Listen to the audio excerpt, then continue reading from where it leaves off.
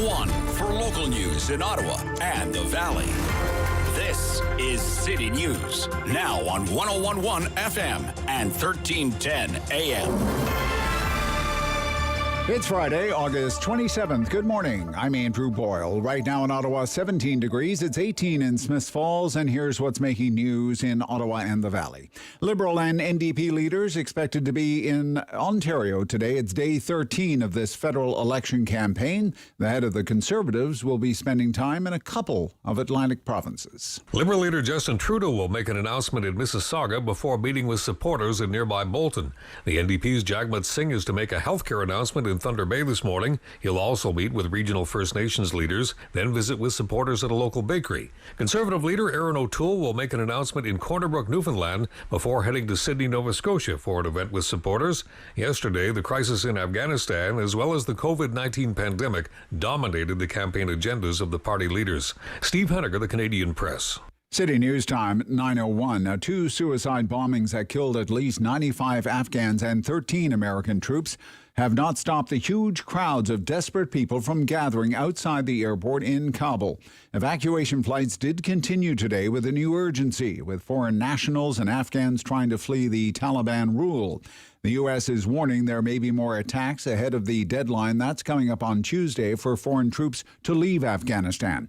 Our Immigration Minister, Marco Mendicino, Foreign Affairs Minister Mark Garneau, and the International Development Minister, Karina Gould, will be holding a media briefing coming up in about an hour and a half from now at 10:30 to provide an update on the situation in Afghanistan.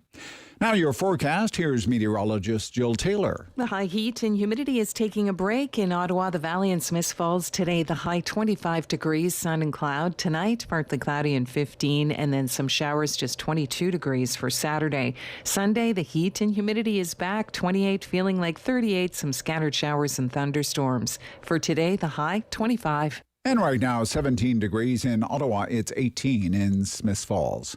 While some health units are planning to go their own way with vaccine passports, one will not be. That is Leeds Grenville Lanark. Instead, they're asking businesses to develop their own policy. Here's City News reporter Chris Curries. Saying a certificate for the region will not be happening. Dr. Paula Stewart of Leeds Grenville Lanark says that might not be the case for businesses. We're encouraging people to think it out. That's what our role is. She explains a critical part to think about is, will you be providing services to individuals without a mask? And there's a risk that you could be transmitting the virus to that person if in your interaction. And that's a situation where the individual having a vaccine is going to make a difference. So I think it's a risk analysis that each organization is going to have to do. Information is being gathered by the health unit and will be distributed to businesses. The region currently tops in Ontario with 90% first dose vaccination coverage. Chris Curries, City News. City News Time, 9:03. Tropical storm Ida expected to push heavy rainfall into parts of Jamaica, the Cayman Islands, and Cuba as it pushes across the Caribbean. Robbie Berg at the U.S. National Hurricane Center says the system could reach the Gulf Coast of the United States in a couple of days. We are looking at a possible impact along the coast of Louisiana or even Mississippi if the storm was to shift a little bit to the right. And that looks like it's going to be sometime late Sunday. Again, can't pinpoint exact times, but that late Sunday time frame is when we might expect the center to be near the coast. Now, forecasters say Ida could strengthen into a major hurricane by the time it does make landfall. Curation Foods brand kale salad blends and Eat Smart brand chopped salad kits sold in various size packages in the province being recalled. It's due to a possible listeria contamination. Salads have a best before date of August 24th and have been distributed in other provinces as well. If you have that in your fridge, it should be thrown out or returned to the store. I'm Andrew Boyle. For News Anytime, follow up online at ottawa.citynews.ca.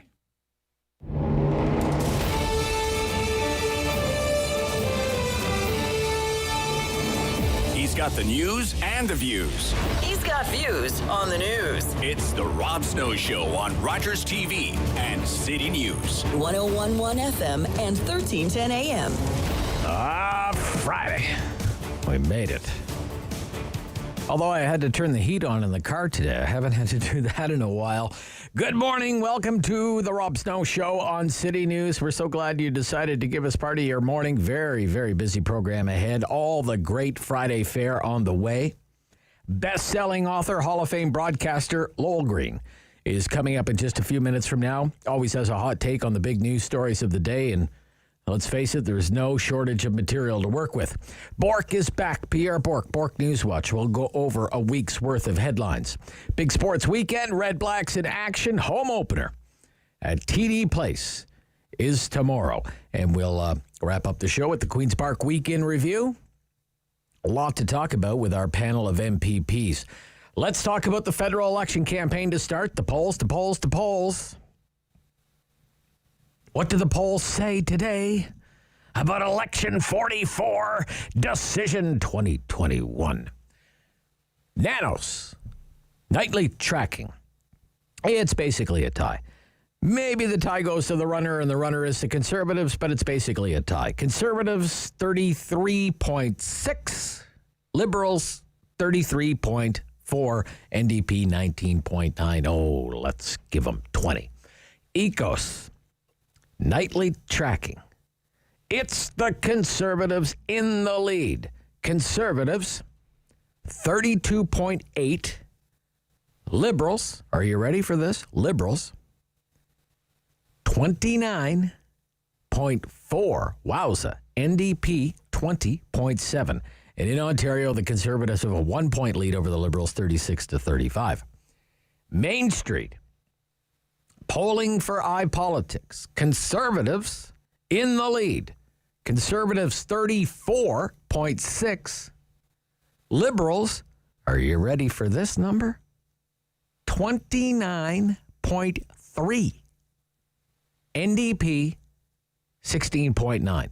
And some new numbers, different kinds of numbers from Ipsos doing polling for Global News. Justin Trudeau has the highest unfavorable ratings of all the federal leaders right now. Jagmeet Singh is the leader with the highest favorability ratings. Aaron O'Toole takes the prize for being the least well-known. Gold medal for something. But holy smokes, ladies and gentlemen, what is going on in this election? 29.3% for the Liberal Party of Canada. That is the second day in a row there has been a shock number like that, and now it's two pollsters, not just one. Two pollsters showing Liberal support has fallen below 30%. Here's what kind of dawned on me this morning, okay? Like a light bulb moment for me.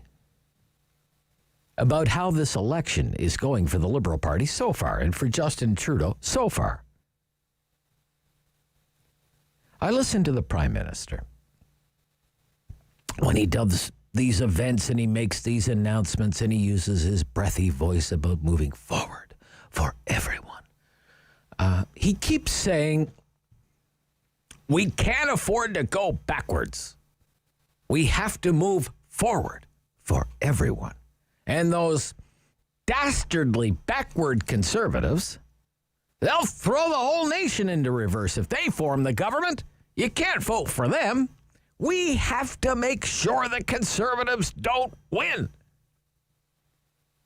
Okay, this is how silly this snap election pitch is.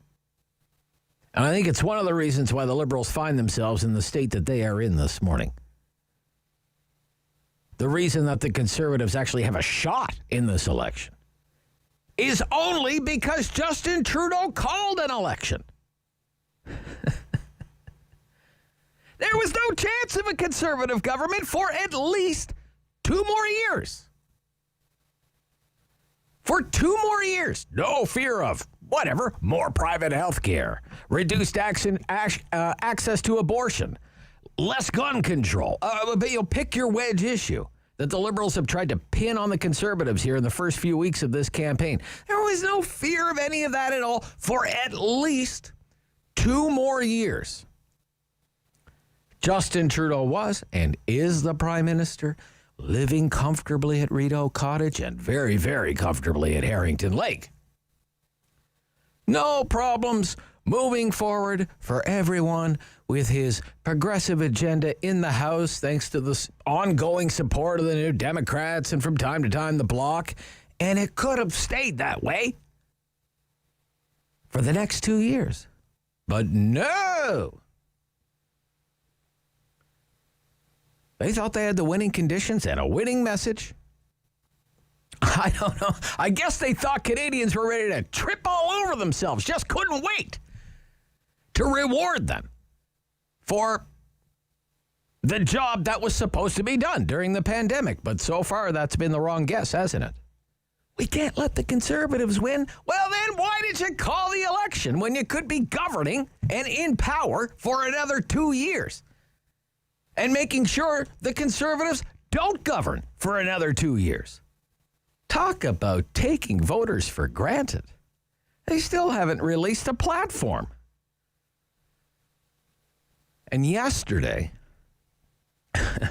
just the most bizarre day of all. I mean, yesterday takes the cake from this hapless Liberal campaign.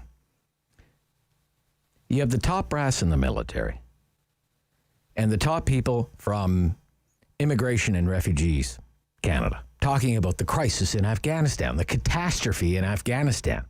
And we are going to have one of the Canadian Afghan interpreters on the Rob Snow Show this morning at 9:45. Does he have a story to tell? But all the brass are there. They do this lengthy news conference about what is happening in Afghanistan, what's happening at the Kabul airport, why the last flight is yesterday. No sooner does the news conference wrap up than everyone starts getting news alerts. Bombing at the airport, bombing at the airport, bzz, bzz, bzz, bombing at the airport. There's Mr. Trudeau. He's a world away. He's in Chicoutimi. Okay? And for him, it's like it's not even happening. He doesn't even mention Afghanistan until he's asked about it, like 25 minutes into his news event, until he's asked about it by a member of the press gallery. Instead, he goes on and on and on and on and on some more about increasing the GIS by $42 a month. That's his big announcement. Guaranteed income supplement going up by $42 a month. Try not to spend it all in one place.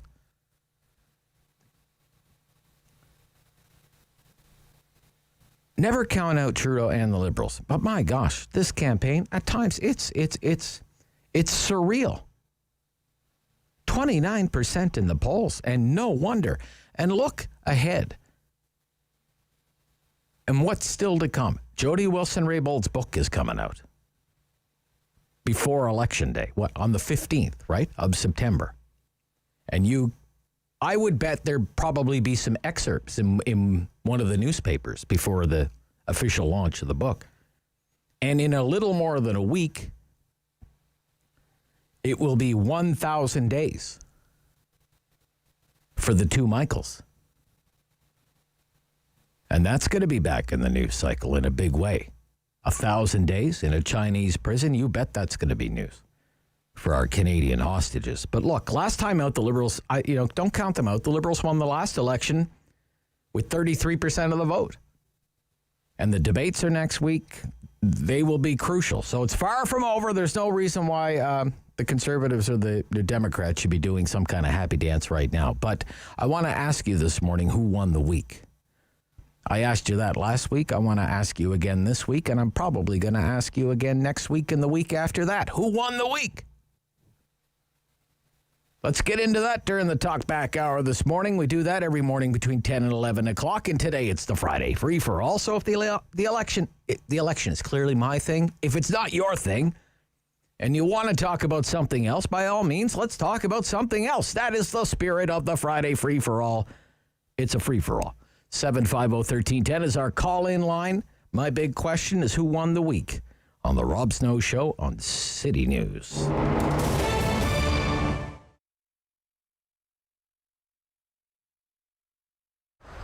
I'm blessed to be married to someone who is a scientist and spent a lot of time following what was happening over in China ahead of time. So he did give us the heads up that this was coming. Not that we believed him right off the bat, but when it did happen very, very quickly, we were prepared. We had hand sanitizer and we were set up to not close our doors. So we locked the kitchen down at Wellington Street, but we left this kitchen open. We put in protocols immediately. We only allowed our very small crew of 4 or 5 people in at the time.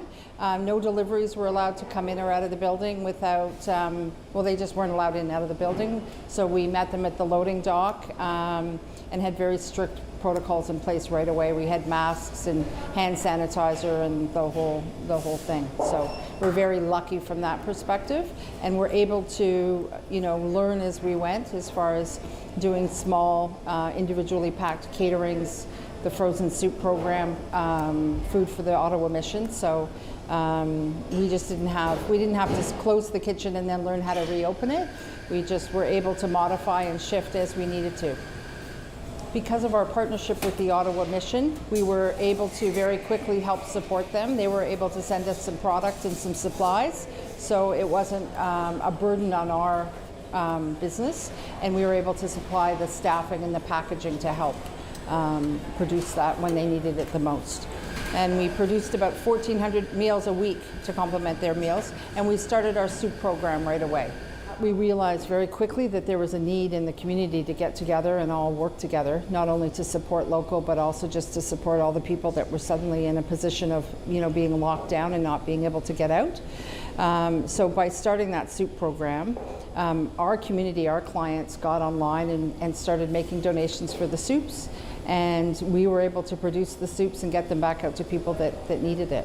We're right now currently making 150 liters of soup per week, but we've made, I would say, 5,000 or 6,000, easily since the pandemic. Probably more. I'd have to do the math, but lots. I think everybody in the city has to be very aware of how blessed we were to have great weather this summer and people were able to get out and about, and that's going to shift. So we do have to be much more aware of who our most vulnerable is, and I really think we have to work together as groups. There are so many organizations in the city that are doing something and contributing and working together, and I think it doesn't matter who, but see what you can do to just step up and help them, whatever it is, whether it's driving or delivering food, or someone has extra zucchini in their garden, or if they can afford to donate some money to any of these organizations. I just think we all have to work together. We're smarter and wiser than we were the first time.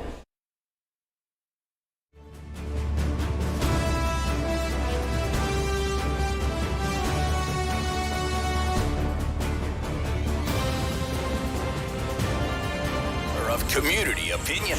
The Rob Snow Show returns On Rogers TV and City News. 101.1 FM And 1310 AM. Good morning, Lowell Green.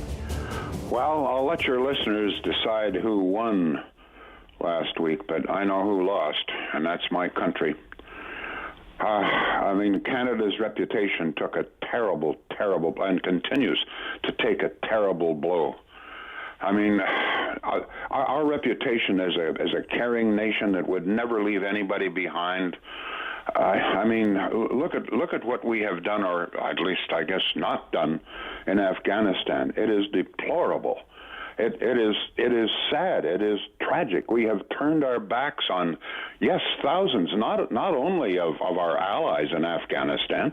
We have turned our backs on Canadian citizens.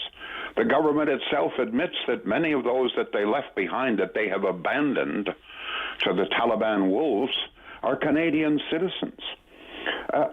It's tragic. Have you had a chance to read Kevin Newman's article? I did read a little bit of Kevin Newman's article. Let me just, for your listeners, can I just read one paragraph? By all means, go ahead. He talks about the manner in which other nations, France in particular, took risks, sent their soldiers. In the case of France, they sent commandos.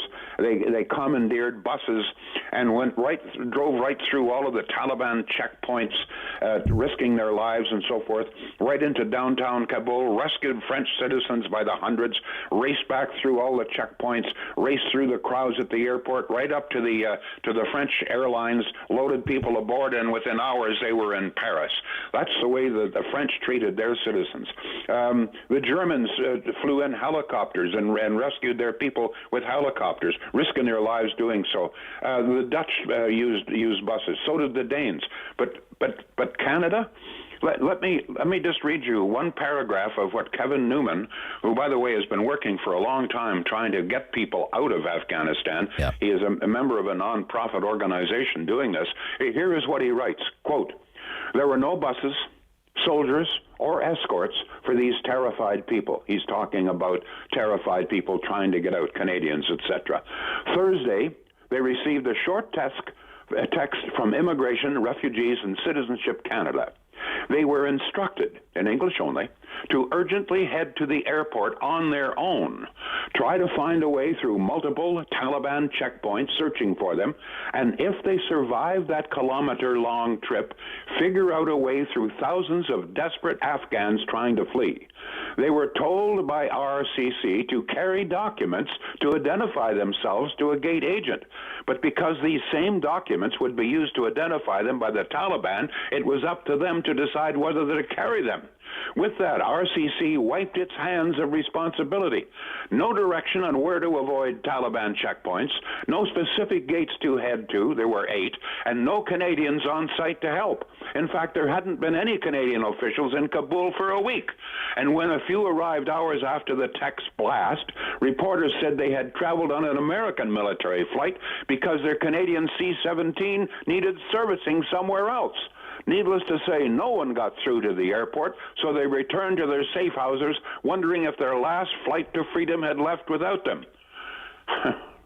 I mean, it's tragic, and you know this idea that somehow or other that Trudeau and the Liberal government couldn't do anything. Well, they were it all happened so fast, caught unaware, caught by surprise. Nobody saw this coming. Let me just point out that for months, well, certainly for many weeks, there has been an organization, probably more than one, but the one we know about is called Coding for Veterans.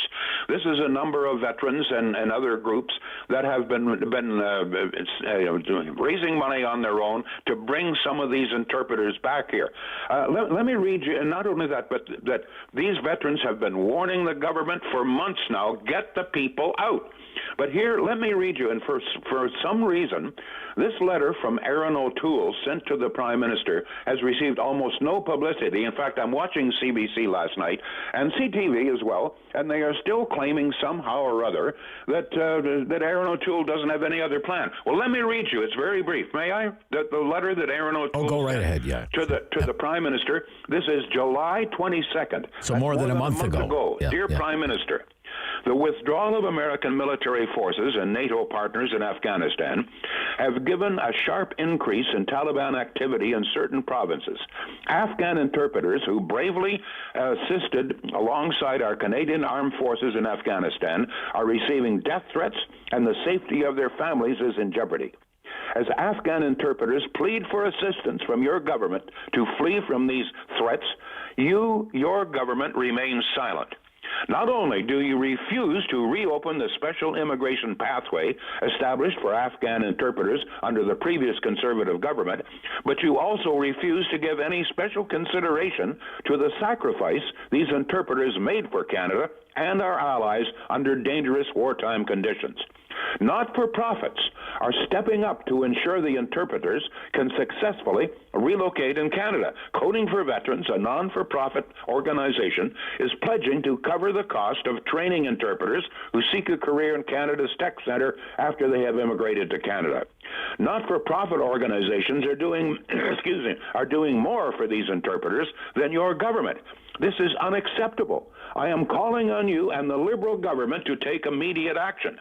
Members of the Canadian Armed Forces who served alongside these Afghan interpreters are pleading to your government to listen to their calls. We must do the right thing and support them at a time when they need us most. Sincerely, Aaron O'Toole. That letter sent to the Prime Minister more than a month ago. 5 weeks ago now. 5 weeks ago. July 22nd. Yeah. And yet, as I say, the mainstream media still claims that, well, Aaron O'Toole doesn't have any other plan. There is the letter, which is, for some reason is being totally ignored. The point I'm trying to make here is that we have had all kinds of warning. Canadian troops, Canadian troops pulled out in 2014. There have been, ever since then, there have been requests, pleadings from a number of sources, please help get our people out of Afghanistan. This government has done absolutely nothing. And even now, I must tell you this, that when the Taliban moved into Kabul, Canada was the last nation to make any attempt to rescue. All the other nations we're talking about, the NATO nations, were there before Canada. I want to tell you something else. As soon as there was information that there might be a blast, you know which nation was the first to pull out? Canada. My country was the first to pull out. There are still countries in there still trying to evacuate. The Americans are getting all kinds of flack. Joe Biden, well-deserved. But I'm going to tell you, the Americans are still there. They're still trying to rescue people. The French are still there. The Belgians are still there. Yeah, the Brits are still there. The Brits are still there, yeah. Brits are still there. Yeah. So, and there was Trudeau. The very day that we pulled our troops out, there is Trudeau lying on the microphone once again, claiming, well, we will stay beyond the deadline being next Tuesday, end of the month, okay? We will stay beyond the deadline. We will stay and do whatever we can. In the meantime, and he knows damn well that the order has already gone out to pull our people out. We were the first out. We were the last in and the first out. The question is... Go ahead. I'm sorry, Lowell. No, continue. Well, yes. The question is, why? Why are Canadian soldiers turning their backs? Because there are terrible videos of people pleading to get into the airport and Canadian soldiers turning their backs. I'll tell you why. This is my opinion. You can take it for what you think, for what it's worth. But my opinion is that the one thing Trudeau really feared is that there would be a Canadian soldier down that highway of heroes, a body taken. He was afraid this would really, really affect his campaign. So I believe that the order has gone out from Trudeau and his government. Yeah. Do not, under any circumstances, let any of our people take any kind of risk. That's why we're the only nation that didn't send soldiers into Kabul to rescue. Okay. So let me ask you. I want to ask you because we're running short on time here. Yep. And you're on fire this morning. Yes, sir. Well, I'm damn mad. This is my country. This is not the country I know. And I'm going to tell you, it's not the country that most Canadians know either. Okay. Go ahead. Will it matter? Will it impact the election? You remember, it already has, you think? Oh, it can. You remember Alan Kurdi, the boy on the beach, absolutely, and how that hurt. There's no way. And by the way, I'm going to tell you something else. This is a little message for our Minister of Women, Mariam Monsef. The Taliban are not our brothers. Take a hike, this is nonsense. Our brothers? Yeah, right, our brothers. She didn't say, by the way, my brothers. The CBC and others are trying to, this is cultural. Baloney. If it was cultural, then she would have said my brothers. She said our brothers. She's speaking on behalf of the government, which means she's speaking on behalf of you, Rob Snow, and your listeners. Do your listeners really think that the Taliban are our brothers? I sure as hell don't. This is not my Canada. We don't leave people behind. Well, we did this time, and we are. Okay. Tragic. Okay, we'll talk next week. Thank you. Good morning. Bye-bye. Lowell Green. Pierre Bourque of Bourque Newswatch. Next on City News.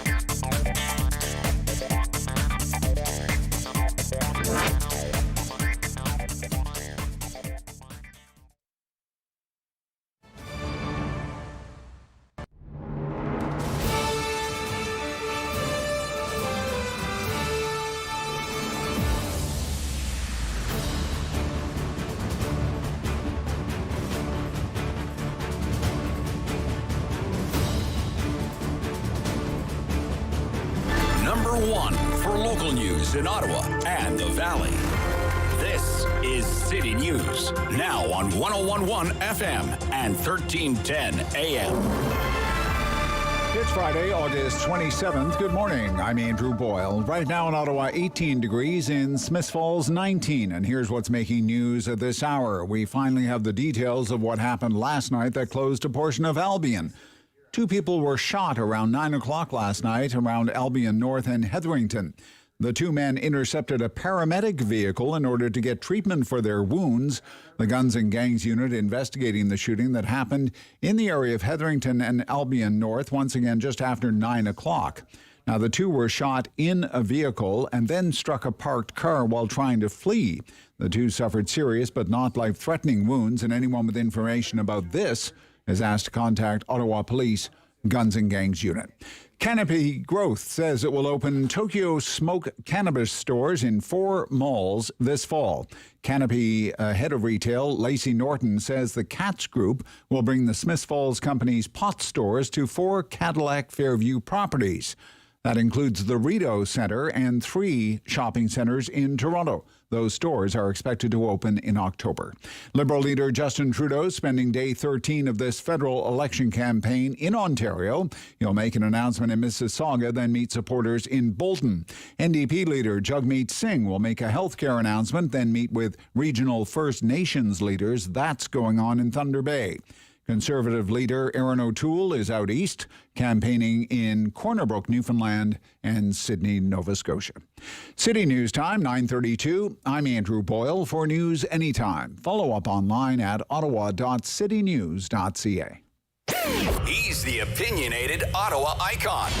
The Rob Snow Show returns On Rogers TV and City News. 101.1 FM and 1310 AM. Hey, Bourque is back. Pierre Bourque, Newswatch. Good morning.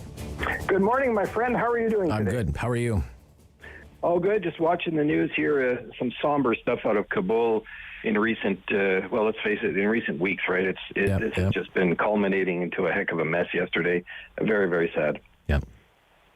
What do you think about the Canadian response in Afghanistan over the last couple of weeks?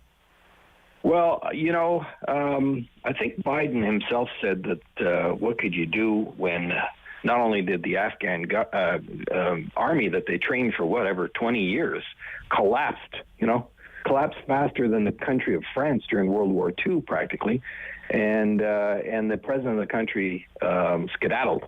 And, what could Canada do? We're a small power, but with the Allies. Look, the Canadian troops were there. I heard Lowell saying a moment ago, Canadian troops were not there. Look, Canadian troops were there. They were somewhat criticized, actually, for not helping people out of a sewage trench. But other than that, they were there, boots on the ground. And then they got out. They got a lot of people out. Yeah, they could have gotten more out, and they should have. But things precipitated fast. What I find unfortunate is 20 years of the world trying to help that country, and we could say arguably they are worse off than where they were before the Allies started. And really, the Soviets didn't have any luck either back in the 80s, and now you've got the Taliban, who somehow are going to be our buddies there. I find that very hard to believe. Well, Professor Tepper yesterday called it the graveyard of empires, right? Afghanistan. Yeah. Absolutely fantastic term to be used in that context. But, how can you imagine that NATO or the United Nations are going to embrace the Taliban in any which way? But sometimes, and I was going to say, the enemy of your enemy is your friend. And in this case, ISIS is everybody's enemy. That's what we got to worry about. Yeah, there's an old line in foreign affairs. There are no friends, no enemies, only interests. Yes. Right. So, but, the question is, what took them so long? What took them so long to react? To start getting our allies, the Afghans who helped our men and women over there, what took them so long to kind of see the writing on the wall? We were there for 13 years. We should have a better handle, a better grip on the situation on the ground. We should know what's happening over there.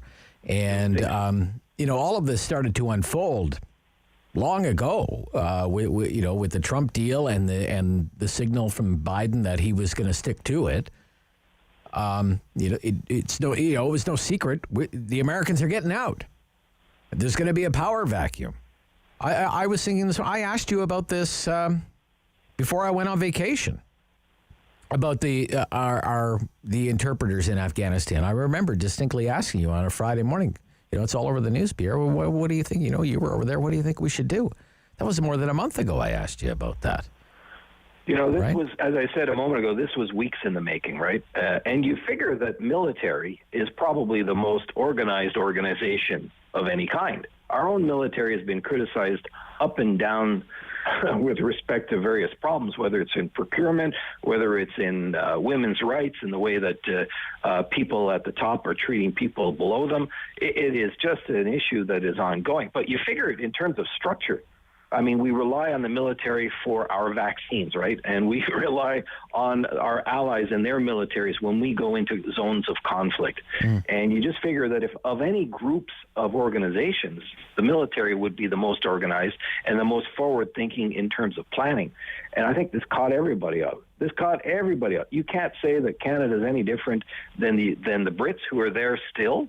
Or the other NATO allies that were there, the Dutch, the Germans. The Germans are there right now. The Americans are still there. They're trying to get out. What can you say? Yeah, the Germans are having an election campaign now, too, as a matter of fact. And this is not playing well for the successor, the heir apparent to Angela Merkel and her party. So, nevertheless, sorry, go ahead, Pierre. Yeah, I was just going to say the French are there as well, and today there's a new guy who's declaring he's a candidate for the presidency to run against Macron, and there's criticism about how there'll always be criticism. The Monday morning quarterbacks are now out in full force. In the trenches, I don't know. I'd rather defer to a Rick Hillier or a Walt Matejchuk or one of the others. In terms of having been there, and those guys know what it takes and what it required and what the deficiencies might have been in the current circumstances. Yeah, but okay, so let's bring it back home here for domestic consumption. We're in this election campaign. It's about 2 weeks old now. I just noticed that among decided and leaning voters, iPolitics from Main Street Research has the Conservatives at 37 and the Liberals at 31. 2 weeks into the election campaign. Right. So, and this has been all over the news. I don't know. What do you think, as someone who's run as a Liberal in an election campaign, not for this Liberal Party or this leader, but what do you think about this Liberal campaign? To me, it's a shambles. To me, I've never seen... It's a terrible campaign to me, but what do you think? My sense of it is this, and you refer to my own experiences in a federal election. I ran in East End Montreal at the height of Lucien Bouchard's popularity. Lucien Bouchard was one man who led the Bloc, and he swept the province more or less. I think there were only just a handful of Liberals that got elected, and everybody else was Bloc. The Bloc Québécois. Right now, if you look at the Liberal campaign, essentially it's a one-man show, as it was in 2015, as it was in the last election. Yeah. But if you see in succession those two elections and this one, so those three elections, Trudeau's shine is waning. His freshness has waned.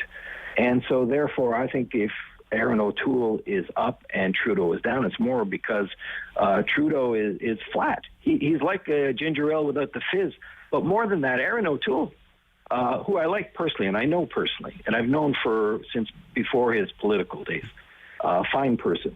But he's campaigning from the room service room at the Westin Hotel. Yeah. You got to get out. But I know a lot of people are down on this, but he's going to be actually in Cape Breton today. So, but nevertheless, a lot of people are down on that and are questioning that. The campaign swears it's a smashing success, and they're winning. Right now, they're winning. I think it's not so much that they're winning, it's that the others are losing. And you might win because the others have lost rather than because you've done a tremendous playbook. Right. But let's pull it back a little bit, Rob. Let's go back. We're talking about going back in elections here. Stephen Harper in the mid-2000s, 2005? 2006, there was an election, yeah. He was criticized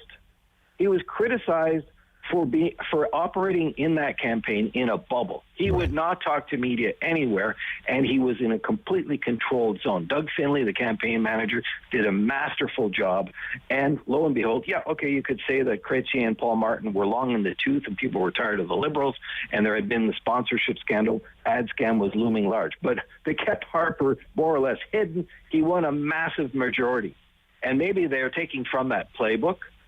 You take a look at the campaign manager right now, who ran in Peter MacKay's riding in the last election and lost, but he does have some experience. He used to work for the party. He worked for Doug Findlay. Maybe he said, that's what we got to do with Aaron. We got to keep him in controlled spaces, and let's let the other guy fumble the ball. Yeah, well, to me, and everybody knows my political leanings, but I'm not voting for the Liberals. Everybody knows that. For all of this to be going on in Afghanistan, and for Mr. Trudeau to be doing some announcement in Chicoutimi and not even mentioning it, like it's not even happening, and instead he's talking about $42 increases to the GIS. I mean, that just tells me they're at a touch. They don't know what to do. They don't know what to do. Yeah, and that's another problem with government, right? They start to, the people in Trudeau's confluence. His circle of confluence continues to get smaller and smaller, and he starts talking and listening to an echo chamber, and the people around him are so enamored by the fact that they're simply around him, and within that center of power that they're completely, they have tin ears, and I think they're disengaged from the population. I'll point to three things here. First of all, gasoline prices continue to go up with new taxes. What good is that doing on the climate? None. Number two, record bank profits this week. And what does Trudeau says? Oh, let's tax things. The problem is not taxing the banks. The problem is bank fees. Address the bank fees problems, because each and every one of your listeners right now, including you and I, every time we use a bank card, every time we use the bank, every time we use a check, somewhere along the line there's a freaking fee that you get nickel and dime for. And what did you see this week? Record bank profits at a time of a pandemic. Yeah. Right? Yeah, and so they're not addressed to that. And then what you said about Chicoutimi, you saw the contrast between Trudeau and Joe Biden. Joe Biden was a statesman yesterday. Yesterday he was a statesman. And you didn't see any of that from Justin Trudeau. I don't know how his inner circle and the people who are guiding him, and I don't think anybody guides him. I think he guides himself. And that's just the way he is. Okay. And, he's missing the boat here.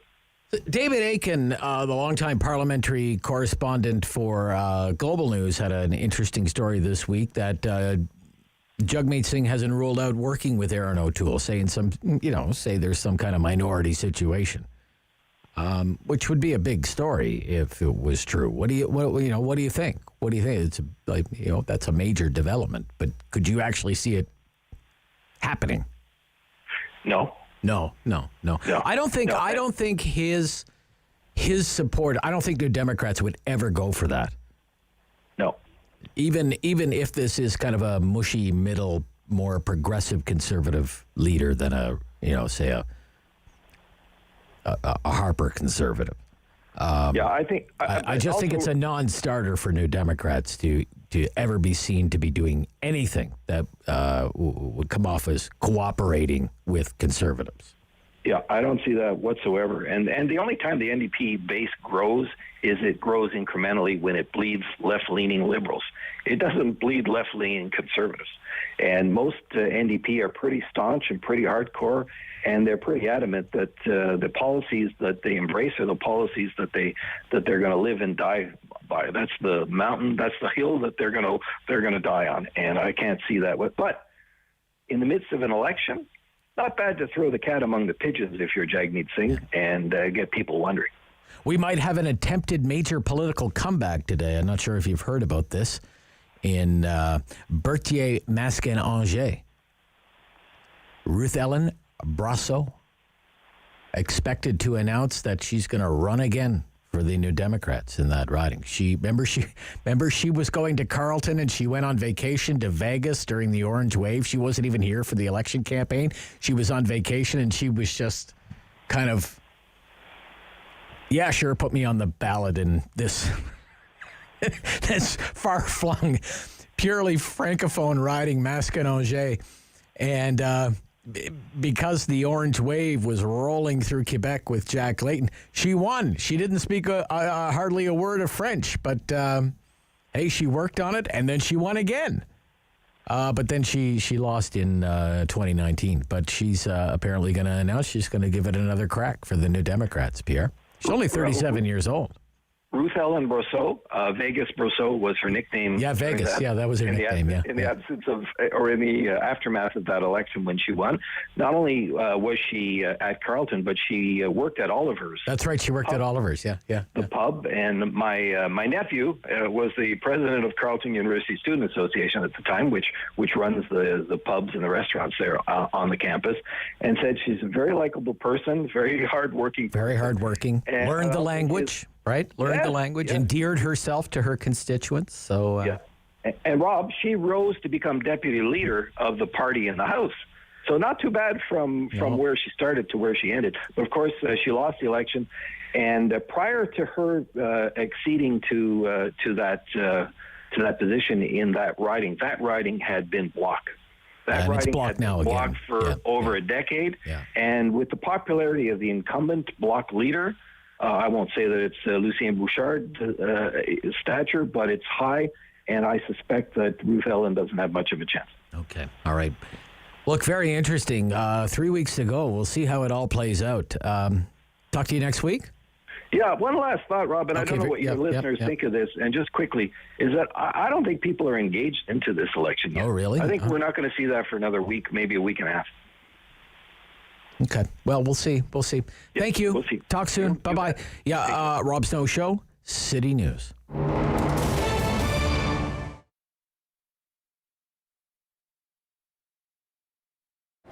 This affected us big time because when, you know how we are seasoned. We have clothes for the spring, clothes for the winter.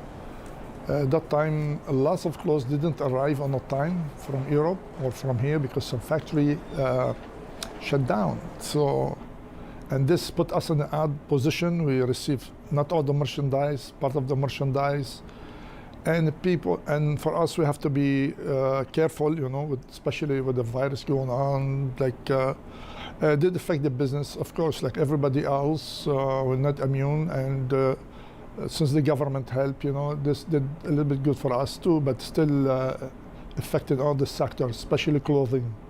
You know, you can see big corporation affected bad because nobody was thought it's going to be like this. You know, earthquake might happen. We joke about it before. Think it might happen, but this was like a third war, but with a virus.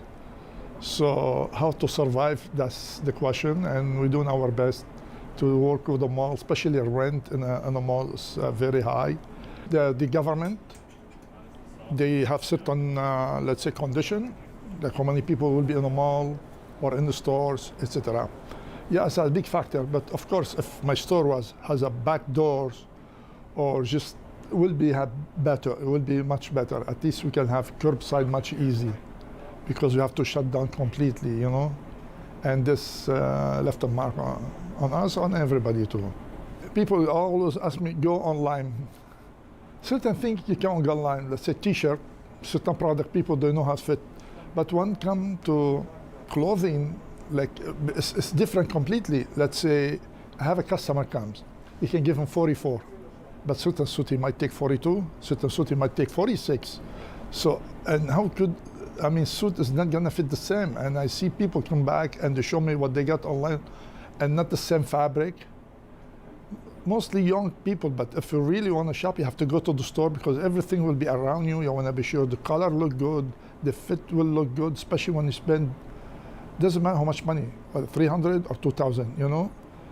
You have to try, you have to see what's going on. Please don't be shy, contact us. It will be a pleasure for me to take a suit or coat or anything. Like sometimes people have a funeral, they have things, they have a wedding, they don't want to come to the mall. If I get all the information, I will go and meet them at their home or their business offices. I'm gonna start doing that, you know, and this will help the business and help the people. Like they're afraid to come to the mall for time being, or they're too busy at work. They cannot go anywhere at a certain time, so I'm glad to do that.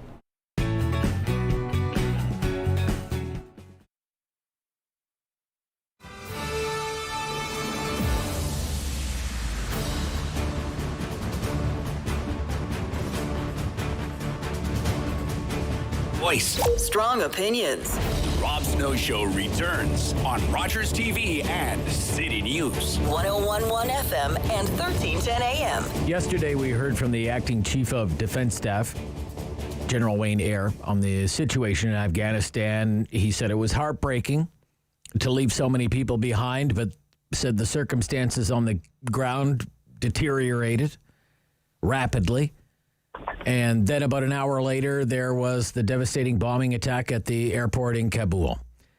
Mr. Trudeau said later in the day that about 3,700 people were evacuated, but many of our Afghan allies have been left behind and now face a very uncertain and dangerous future.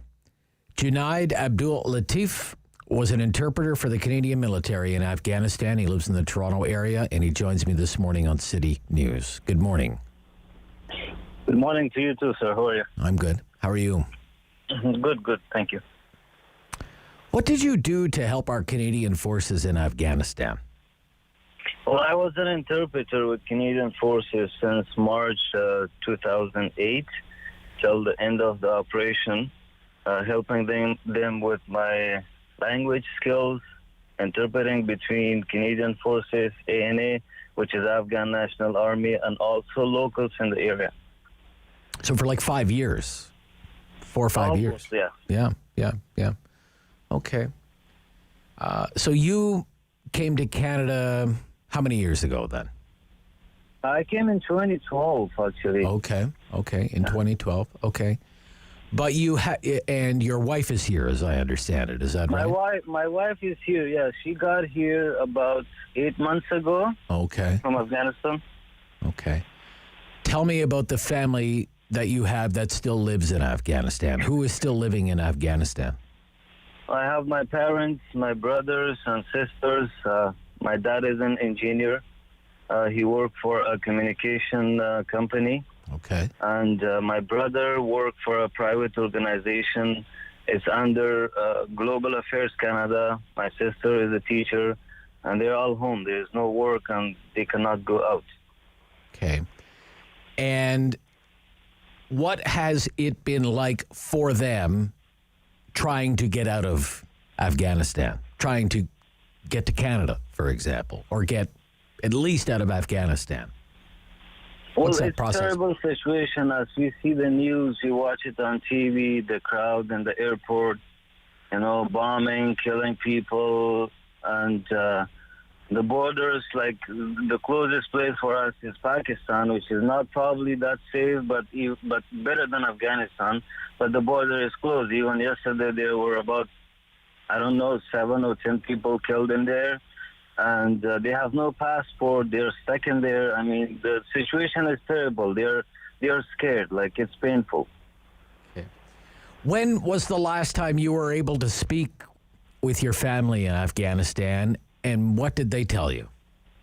I spoke to them yesterday, and they heard the news that the coalition forces are leaving Afghanistan, and all this ongoing situation will stay the way it is right now. And yeah, it hurts. They were scared. They're scared, obviously. Yeah. Do they? And okay, I'm sorry. Go ahead. Yes. One more thing. My dad went to bank on the first days when the Taliban took over. He went to bank to cash out some money. Okay. And on the access card back home in Afghanistan, they have the photo. They stop him on the street. Searched my dad, and they took the access card, which is just an access card for the bank. And there was his photo, since all the writing is in English. And he was tortured for 3-4 hours in a dark room. Who are you working for? Where are you going? Till somebody came, and he could just barely read English. And then he said, this is a simple access card for the bank. Let this guy go. So this is the situation. Grocery is a problem. They cannot go out, and it's just the relatives from here and there. They drop food by my house, all this stuff. Yeah. So you worked alongside our Canadian forces in Afghanistan for about 5 years. Exactly. You've been here since 2012. You have a relative who's in some way involved with global affairs. So your wife is here. She came here 8 months ago. So you would think that you would have at least some knowledge on how to navigate, correspondence with Canadian officials on how to get some help for your family. Tell me what it's been like to try and correspond with Canadian officials to help your family get out of that country. Well, it's not easy. The way we see it on the news, you're announcing this special program, and it's been more than a week. I sent an email just to ask them if I'm qualified to bring my family here. I got about maybe 12 or 13 recommendation letters from the officers that I work here in Canada, and my previous documents. I sent them to immigration, and it's been a week. There is no response. You haven't even had a response? No. Even though you've had all of these, letters of recommendation and more or less proof of your credentials and everything else?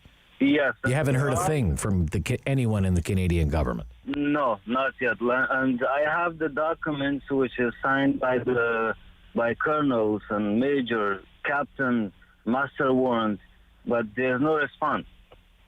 I haven't had anything yet. Haven't heard anything yet. Did your family try to get to the airport? Were they ever at the airport in Kabul, or? No. No, they didn't. I don't let them do that, because the way I see it, like, there's no way to get out of Afghanistan without having any proof or any documents. And the people there, like, I don't understand. There is kids dying between these crowds, women. This is terrible. That's why I always ask my family to stay home and don't go anywhere. Okay. We've heard about names being on lists, that the Taliban have lists of people who have cooperated with Canadian forces. What do you know about that? Are you afraid that your family members are on a list like that? 100%, yes, that's for sure. On the TV, we hear they don't, they're saying we forgot all the previous situation, which is wrong. Like, right now, I'm in the people, like, I'm talking to my cousins, my family, and everyone that I know in Afghanistan. They're just looking for military people, the people who are working with coalition forces. Nighttime, it's like, we call it target killing. They just come to the house and boom, boom, you're dead. And nobody knows, because there's no rule, no government. Nobody can ask, like, who was this guy? Why did you kill him? This stuff happened, yes, a lot. Okay. What should the Canadian government be doing now, in your opinion, Junaid? Well, I don't know. It's their decision at the end. We had the protest here in Toronto, too, about the interpreters, like, especially the families. These 20 people that they announced, like 20,000 immigrants they will bring from Afghanistan. We had a gathering in here to talk to somebody and tell them, like, the interpreters who are with Canadian forces, they should have a separate program, But I don't think it will take any place in there. I don't think so, because what they decide, it's their decision. Okay. Junaid, all the best to you and your family members, sir. God bless. Thank you very much. Yeah, bye-bye. Bye-bye. That is Junaid Abdul Latif. He was an interpreter helping our forces in Afghanistan, his family there. This is the Rob Snow Show. Talkback Hour, Friday free-for-all. After the news, I have a line for you at 750-1310. Grab one right now if you want. This is City News.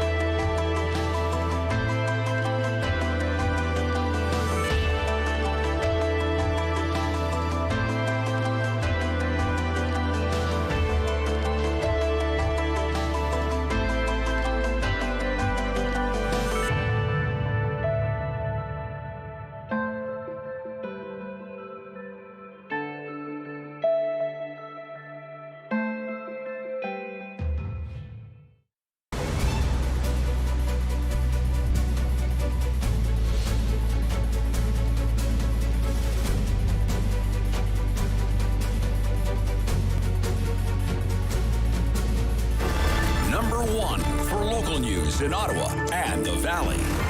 This is City News, now on 101.1 FM and 1310 AM. It's Friday, August 27th. Good morning. I'm Andrew Boyle. Right now in Ottawa, 18 degrees. It's 19 in Smiths Falls. Here's what's making news in Ottawa and the Valley. 2 people shot around 9 o'clock last night near Albion North and Hetherington. It caused the closure of Albion from Walkley to Kitchener from about 10 last night to midnight. 2 men were shot while in a vehicle. They struck parked cars as they tried to flee the scene. Then they intercepted a paramedic vehicle at Bank in Alta Vista to get treatment for their wounds. The Guns and Gangs unit is investigating the shooting. The 2 suffered serious but not life-threatening injuries. Now, anyone with information or security or dash cam footage about this is asked to contact Ottawa Police Guns and Gangs unit. U.S. troops bracing for more possible attacks today at Kabul's airport. Twin explosions came hours after the last Canadian transport plane took off yesterday. That's left an unknown number of Canadian citizens and Afghan supporters behind. City News reporter Jamie Pulfer with the latest as the U.S. vows to punish the attackers. Facing serious danger, the U.S. airlift has resumed at the Kabul airport to get Americans and allies out of Afghanistan, closing in on that Tuesday deadline for foreign troops to leave the Taliban-controlled country. There are concerns about further attacks after suicide bombers killed 13 American soldiers and almost 100 Afghans near the airport yesterday, with the Afghanistan branch of ISIS claiming responsibility. President Joe Biden vowing revenge, and we still don't know exactly how many Canadians and their families remain trapped in Afghanistan after this country's mission ended yesterday. It was just hours before the attack when the final Canadian airlift left. I'm Jamie Pulfer. Now, a trio of Canadian ministers will be holding a media briefing in about a half an hour from now at 10:30 to provide an update on the situation in Afghanistan.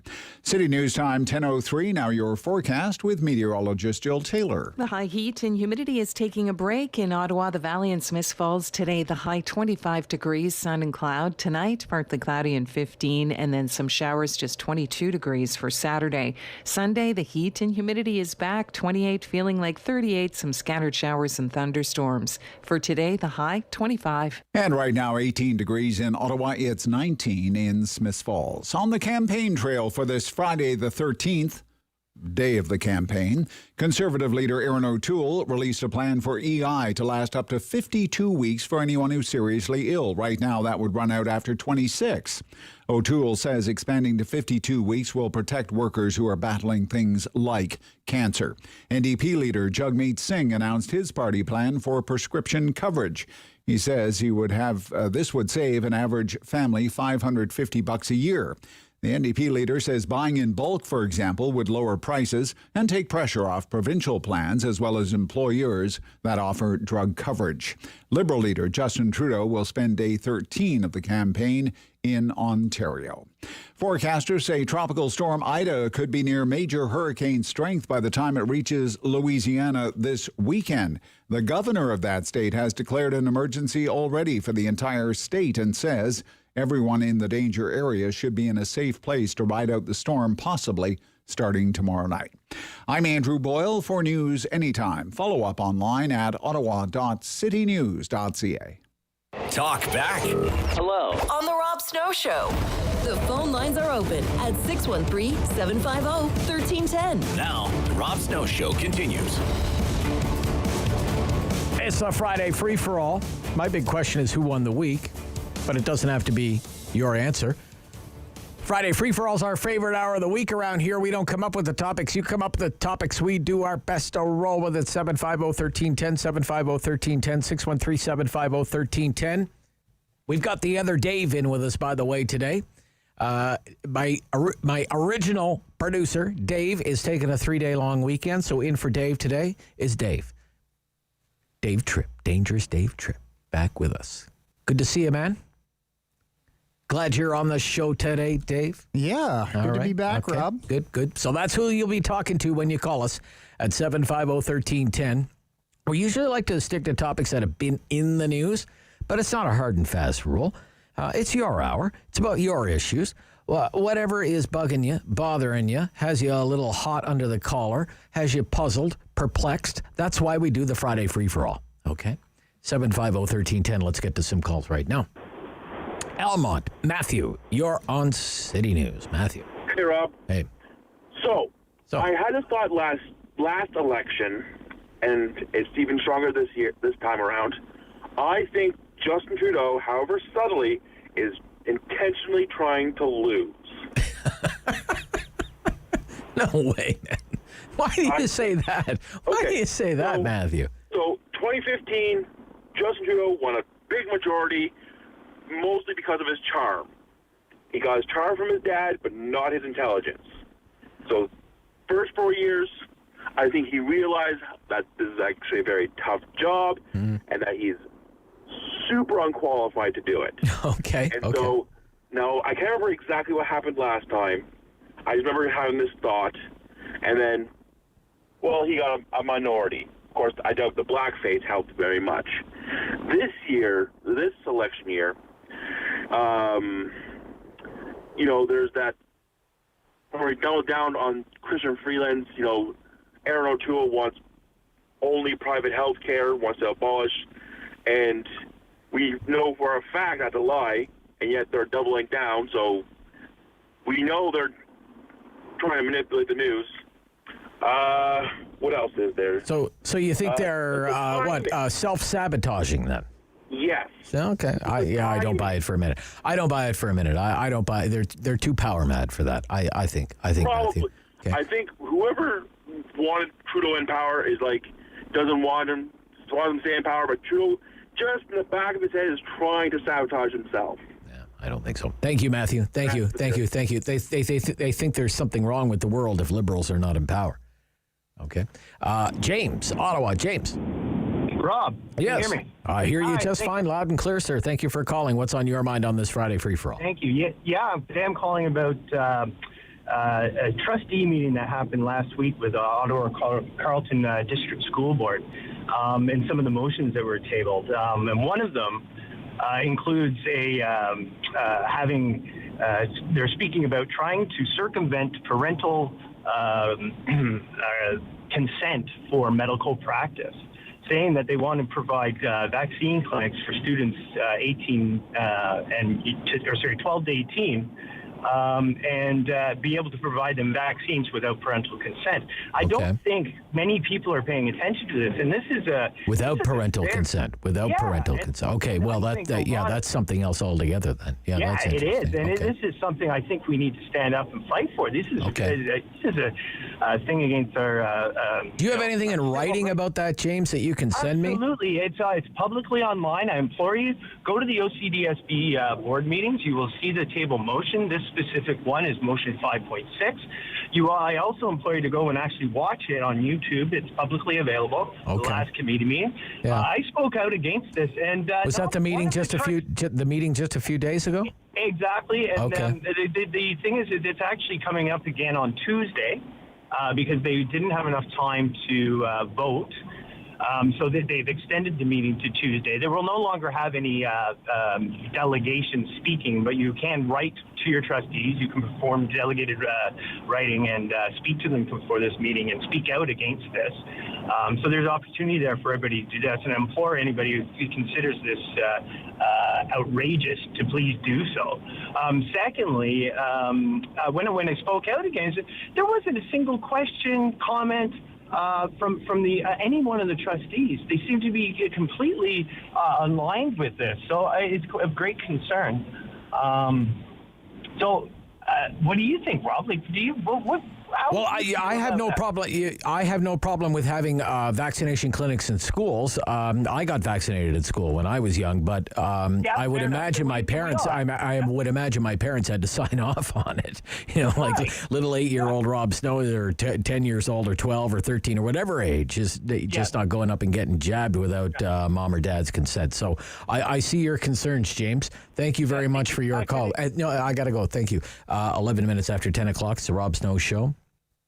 Here on City News, we have leaders talking right now. Mr. Trudeau's in Mississauga today. Do we have a feed of this, Dave? Mr. Trudeau in Mississauga taking some some questions here? Do you have that? On commence à comprendre que une certification vaccinale est importante pour pouvoir en finir avec cette pandémie. Pour que les gens qui rentrent dans les restaurants soient en sécurité et sachent qu'ils ne sont pas vulnérables à leurs voisins à la table d'à côté. L'économiste en chef de la banque TD... Hey, sorry, we don't have a translated feed of that. Dave's going to fix that up. He's going to get us a translated feed. He's also trying to answer the phone there and do a million different things. But look, Friday Free for All, Talk Back Hour, Rob Snow Show, one line available there at 750-1310. We're closing in on the second week here of the election campaign. Who won the week? Who won the week? Week 2 of the federal election campaign winding down. Announcements every day from all of the leaders from every corner of the country. New polling data released every day this week. All of these leaders have had an opportunity to make their pitch, and you've had an opportunity to take the measure of the men and watch and listen to what they're peddling. So who won the week? Who won the week? At 750-1310. Yakov in Richmond.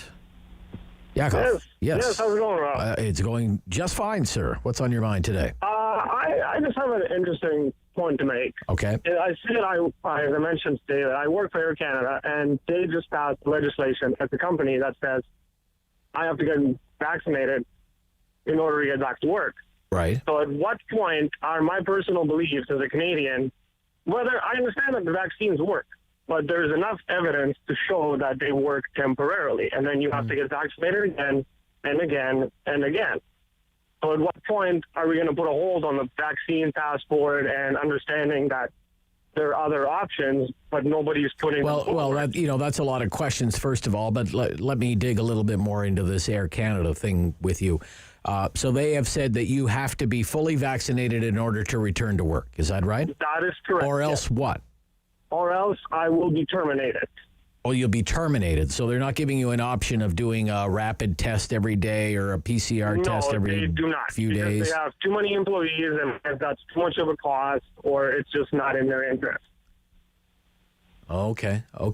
Because that is different from the policy at some other workplaces. It is, yes. So, but some workplaces trying to fight it and figure out what's going on. And what do you do at Air Canada, if you don't mind me asking? I am a baggage handler. Baggage handler, okay. Yeah. Okay, all right. So, again, at what point are personal freedoms superpassed by, at what point are we just going to become a dictatorship? Like the government is saying you have to get vaccinated. And the perfect example is, if everybody jumps off the bridge, are you going to jump as well? That's all I have to say. Thank you very much for your time. Okay, Yakov. Thank you. Mr. Trudeau's talking about the situation in Afghanistan right now as he campaigns in Mississauga. He's answering some reporters' questions. Give the feed here, Dave. Let's give it a roll here. We accelerated our processes over the past number of weeks and months. We did everything we could.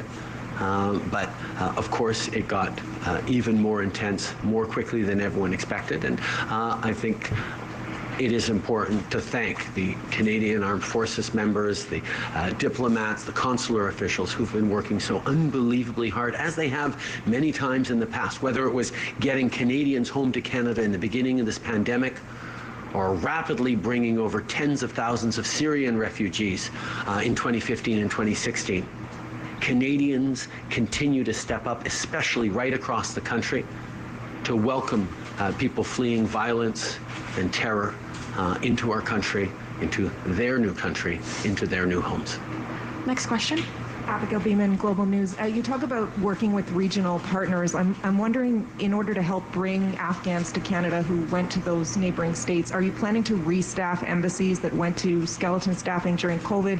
And what kind of other supports would you be sending there, military or otherwise? Good question. We know now with the end of this temporary air bridge, it is going to be more and more important to be working closely with regional partners on getting people to safety. We are working with various countries around the globe, specifically around the region, to ensure that people bearing Canadian documentation or who are working with IRCC on their immigration status to Canada be expedited, be welcomed, be treated extremely well so we can get them to Canada. In a situation like this, so many countries in the region are worried about the refugee crisis, worried about long-term camps being set up, and the border countries around Afghanistan and other parts of the region. Canada, by being so generous, by Canadians, by being so solid about welcoming Afghans to Canada in the tens of thousands in the coming months, can tell those countries, look, anyone who has Canadian documentation, expedite them, we'll take them, we'll process them quickly. And that will help at getting people who Canada owes a duty of care to out to safety and here to Canada.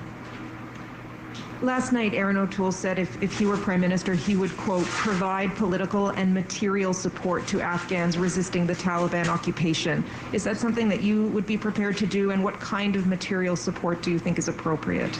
We're going to continue to work with the international community on ensuring a stronger future for Afghanistan, on demonstrating and putting pressure on the Taliban to allow people to leave, to respect human rights, to do more to protect vulnerable Afghans, particularly women and girls who've seen significant progress over the past number of years. At the same time, Aaron O'Toole is promising to end the immigration program responsible for bringing over tens of thousands of Syrian refugees, and the very program we're using to welcome in the future tens of thousands of Afghan refugees.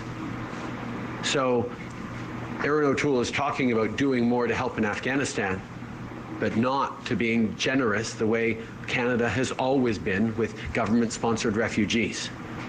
I think people can read through the lines and understand what his perspective is on that for real. Okay. Some of the Prime Minister's remarks this morning, he's in Mississauga. Aaron O'Toole, we missed him, right? He was doing his thing in Newfoundland. He was in Corner Brook. He'll be in Sydney, Nova Scotia a little later. They think they have a shot at taking one of the Cape Breton ridings there, the Sydney riding that went Liberal last time. 1019, Mark Iking's old riding, I believe. 1019. Rob Snow Show, Talk Back Hour, right back on the phones. This is City News.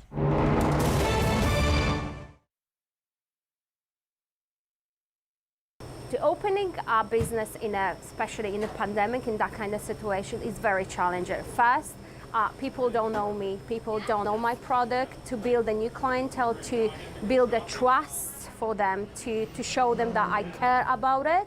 I do love my food.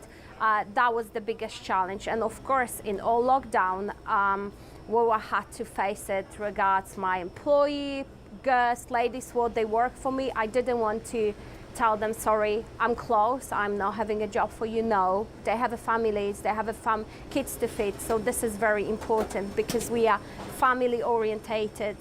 And we decided to open. We, of course, essential business. So been very tough, very, very tough, as we didn't see people on the road. Market was completely quiet, but we knew it that we have to wait, and we knew it that we're gonna be fine. In this town, we built online shop, Vedel Online.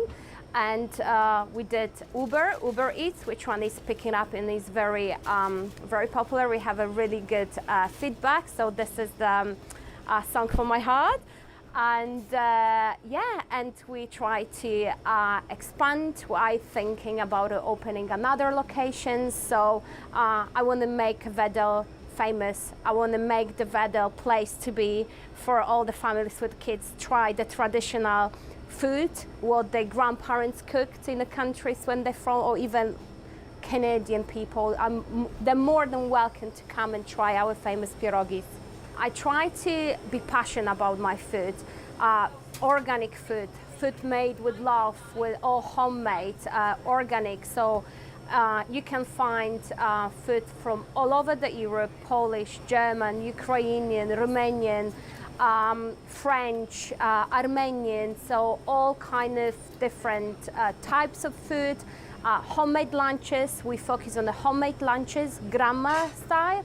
I keep always saying, like in my Genya Babcia house, how she cooked, I wanted this love and this food over here because I believe that will bring all people around me.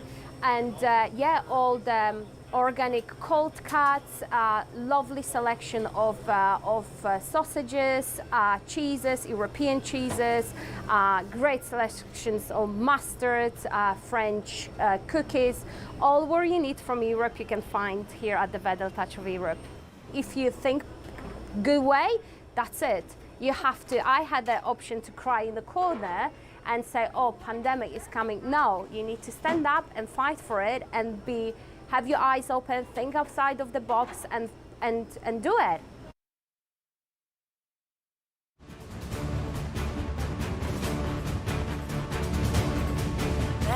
On the Rob Snow Show. Have your say and call now. 613-750-1310. Friday free-for-all talkback hour. Michelle in Ottawa, you're on City News. Good morning. Good morning, Rob. Yeah, hi. Where was Trudeau's announcement made yesterday? Was he in Chicoutimi? Chicoutimi, yes. Yeah. Well, listen, Valcartier, Quebec is not very far from Chicoutimi. Actually, if you're in the province of Quebec, to not recognize as the leader of the country that you're so close to Valcartier. And Valcartier is one of our largest military bases we have in Canada. In the 70s, my father flew the Huey and the Kiowa there. I think it was 5 Utica and with the squadron, maybe 430 squadron was then. My father and his squadron members were the gentlemen that were landing their helicopters in Montreal during the FLQ crisis. And for Trudeau to be so close to such a large military base with such a wonderful history, the Vandus come from there. The Vandus is one of our proudest regiments that fought in the 2 world wars, and I'm sure they were in Afghanistan as well. They were also known as the 21 Rubber Boots. With Trudeau to be so close to all of that military history right there and to ignore what was going on in Afghanistan, and with all his power and his access, and he continues to just be incompetent. We watched yesterday people standing in sewer water. It's just unbearable to even think about how terrified they are. And for him today to stand up and kind of skirt around like, oh, yes, well, when they get here, we're all great Canadians. We're so good. We're so great. Kiss each other because we're going to give them a great place to live. Nobody's buying the BS out of his mouth. So this morning I turned on the television at 6 o'clock and CBC was airing Mr. Trudeau at the pulpit in Chicoutimi yesterday. And I was so disappointed at how they cut the story and made it seem like it was a nothing thing. And I can't believe it. And right after that, CBC aired a piece immediately after about how brown and black candidates cannot beat a white incumbent. And I am so sick of our men and women being painted as racist haters. And I'm going to tell you something. My father ended his military career flying search and rescue for 442 Squadron on Vancouver Island. They flew into the worst weather, the ocean, the mountains, and the fog could throw at them to go and save people. And never once did I hear my father nor any of his squadron members, for that matter, or anybody on Comox base ask, what color are those people? They didn't care. They went to save them because that was their job and that's what they wanted to do, to help. If you tell me that there are a lot of white, incompetent men, yes, that I will believe. But stop telling me that we're all racist. Okay, Michelle, thank you. Let me just... No. I got to take some more calls, thank you, before the news. Thank you for your call, though. Marie, Orleans. Marie, you're on City News. Hey, Rob, how are you? I'm good. Thank you, Marie. Go ahead. Hey. Two quick things. Yeah. The guy who works for Air Canada, who works in baggage, I have friends who work for Air Canada, and as soon as I heard the news, I messaged people over there and said, what are you guys doing? And their response was the federal government is mandating it anyways because Air Canada is aviation. So it's already being regulated by the government. to get vaccinated anyway. So because it's one of the federally regulated industries, in other words. Exactly. Yeah. So that's why it's a little bit different in that sense. But I get where he might be coming from might be a bit of a conundrum based on the fact that he's a baggage handler and he actually won't be traveling. So I could see where it may be different for that group of staff. But in terms of flight attendants, pilots, you guys are flying. Trudeau's mandated that, so take it up with him and not your employer in that instance, because our airline ticket cost allowed people to work for Air Canada, and they had to do rapid testing for all the staff. So I just wanted to say it on that. And number two, your other caller who was talking about how the Ottawa Carleton District School Board wants to give children the vaccine without parental consent. Yeah. That's the first I've heard of that, so I wasn't familiar. Yeah, it's actually wrong. It's actually okay, and it's actually law in Ontario. There is no age of consent for medical treatment for children. If I have a 14-year-old daughter who has cancer, and she's been going through it, and she understands what's been going on, and she does not want to continue her cancer treatment, she is legally allowed to do so. Oh, really? And even if I beg her to, I called you a couple of days ago. I don't know when that you. Even if she the parents are crying and begging, in Ontario there is no age. In Quebec it's 14, but in Ontario, so if the schools want to vaccinate a 12-year-old child or a 13-year-old, and they're but the kid's been detention for the past year and a half, Okay. All right, Marie. Thank you for clearing some of that up. It's the first I've heard of it, and I'm obviously not familiar with the situation. But you're a terrible phone connection there, Marie. Terrible phone connection. So I'm going to have to let you go. Plus, we've reached halftime. Talk back hour 750-1310. Back after the news.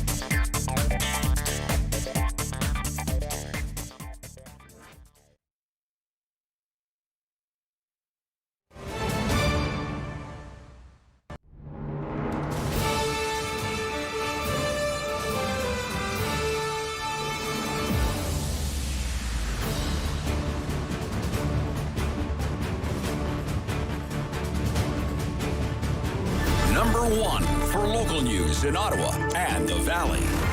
This is City News, now on 101.1 FM and 1310 AM. It's Friday, August 27th. Good morning. I'm Andrew Boyle. Right now in both Ottawa and Smiths Falls, 19 degrees, and here's what's making news this hour.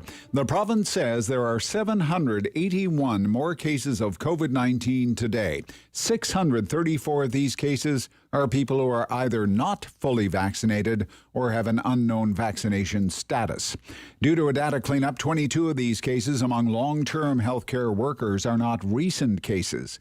There have also been 17 more deaths in Ontario in the past day. Now, 33 of these new cases are in Ottawa, 12 of them in Eastern Ontario. There are 3 more cases in Leeds, Grenville, Lanark. No new cases today in Renfrew. The case numbers come from just over 30,000 tests that were completed, and the positive rate is now up to 3%. 2 people shot around 9 last night near Albion North and Hetherington. It caused the closure of Albion for about 2 hours last night. 2 men were shot in a vehicle. They struck a parked car or a few as they tried to flee the scene. Then they intercepted a paramedic vehicle to get treatment for their wounds. The Guns and Gangs unit is investigating. A trio of federal ministers holding a media briefing. It's scheduled to start around now, addressing the situation in Afghanistan after the last Canadian rescue flight left. 2 bombs went off at Kabul's airport, killing at least 108. On the election campaign, the NDP's promised today they aim to implement universal pharmacare if they form government. Conservative leader Aaron O'Toole promised he would increase EI benefits from 26 to 52 weeks for any worker with a serious illness. Liberal leader Justin Trudeau promised a $1 billion fund that will help provinces and territories develop vaccine passports. City News Time, 10:32. I'm Andrew Boyle for News Anytime. Follow up online at ottawa.citynews.ca. Talk back. Hello. On the Rob Snow Show. The phone lines are open at 613-750-1310. Now, the Rob Snow Show continues. Yep, second half of the Friday free-for-all. Talk back hour, who won the week? I know I asked you that last Friday, but it's another Friday. It's almost the end of the second week of this election campaign. Who won the week? Who won the week? It's hard to think that the Liberals won the week. I don't think there are too many Liberals who would say, hey, we won the week.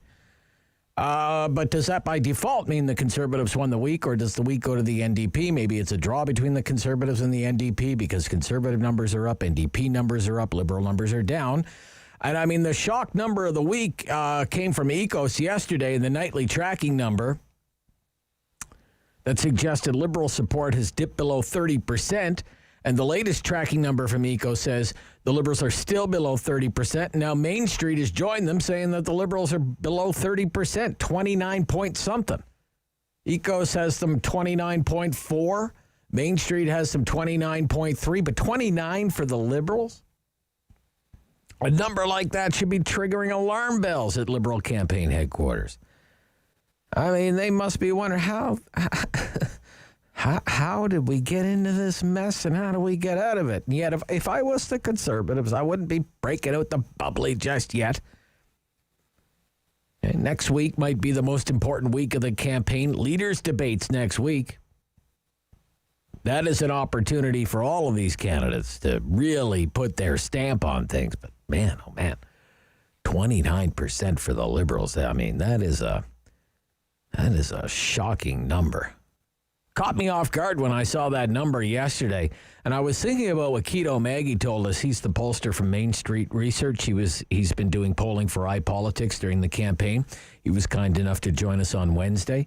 He said, Rob, there's actually a lag when it comes to public opinion polling. Could be a few days, could be a week before events start to register in the polls. You take this Moncef thing. The Taliban are our brothers, right? That thing. Keto told us it's not like, she says that on Wednesday morning and then it's reflected in the polls, say Thursday morning. If Keto is right, and he's the expert, right? He's the guy with decades of experience in the industry. That misfire, the Taliban are our brothers, might not show up in the polls until early next week, if it registers at all. So these falling numbers for the Liberal Party this week, Conservatives are making it a race worth watching. This is not the cakewalk Team Trudeau had been hoping for. These polls,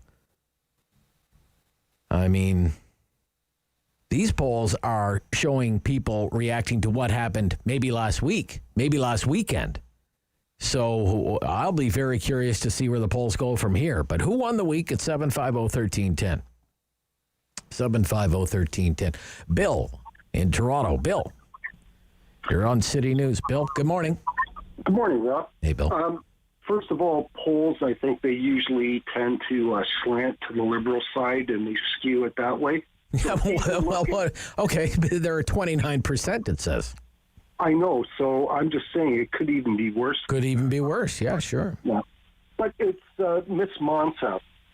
She went on to say that the Taliban brothers. Yeah. Well, you know what? I know her cultural background. They may be her brothers. But, I'm sure that they're the Liberals' brothers. But as far as Canada goes, they are not Canada's brothers. Well, I sure as hell aren't mine. And you know what? Yeah, she Bill. said that a day before the Taliban went and killed, 50, 60, 70 people. Well, ISIS did, yeah. ISIS-K, this ISIS-K.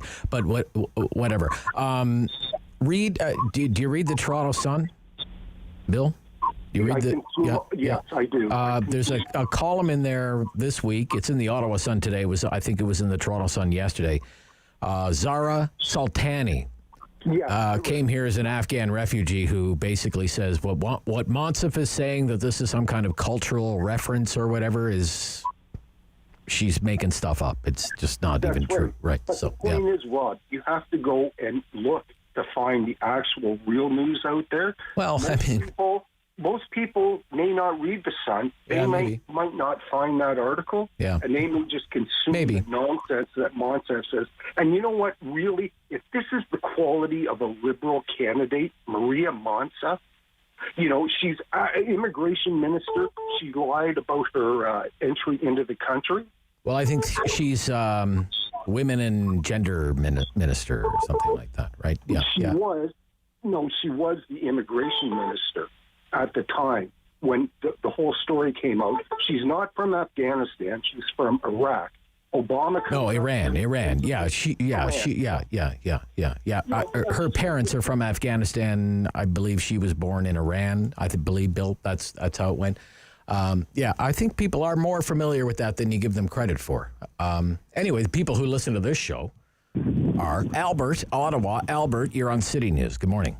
Good morning, Rob. Yes, sir. I'm calling in to make a comment about what the Chinese ambassador said to the Hill Times yesterday concerning the politicians not making China an issue with the election that's happening right now. Okay. I think that couldn't be further from the truth, because China has been in the news for so long the last couple of years with what's happened with Trudeau and the way he's handled all the situations with the CPP, and we know that unfortunately the Chinese Canadians can't come out and speak in mass numbers because they're afraid of what goes on with their families back home for reprisals from the CPP. But here's their chance now to hopefully vote for O'Toole, who's man enough to stand up and put down on paper issues that have upset Canadians with China. And I hope our Chinese Canadians get out and vote for their progressive conservative person that's running in their riding. Okay. Thank you, Albert. Thank you. Going to take another call here. Friday free for all. 750-1310. 2 lines available there for you. Ian in Brockville. Calls from all over the place today. Ian in Brockville. Go ahead. You're on City News.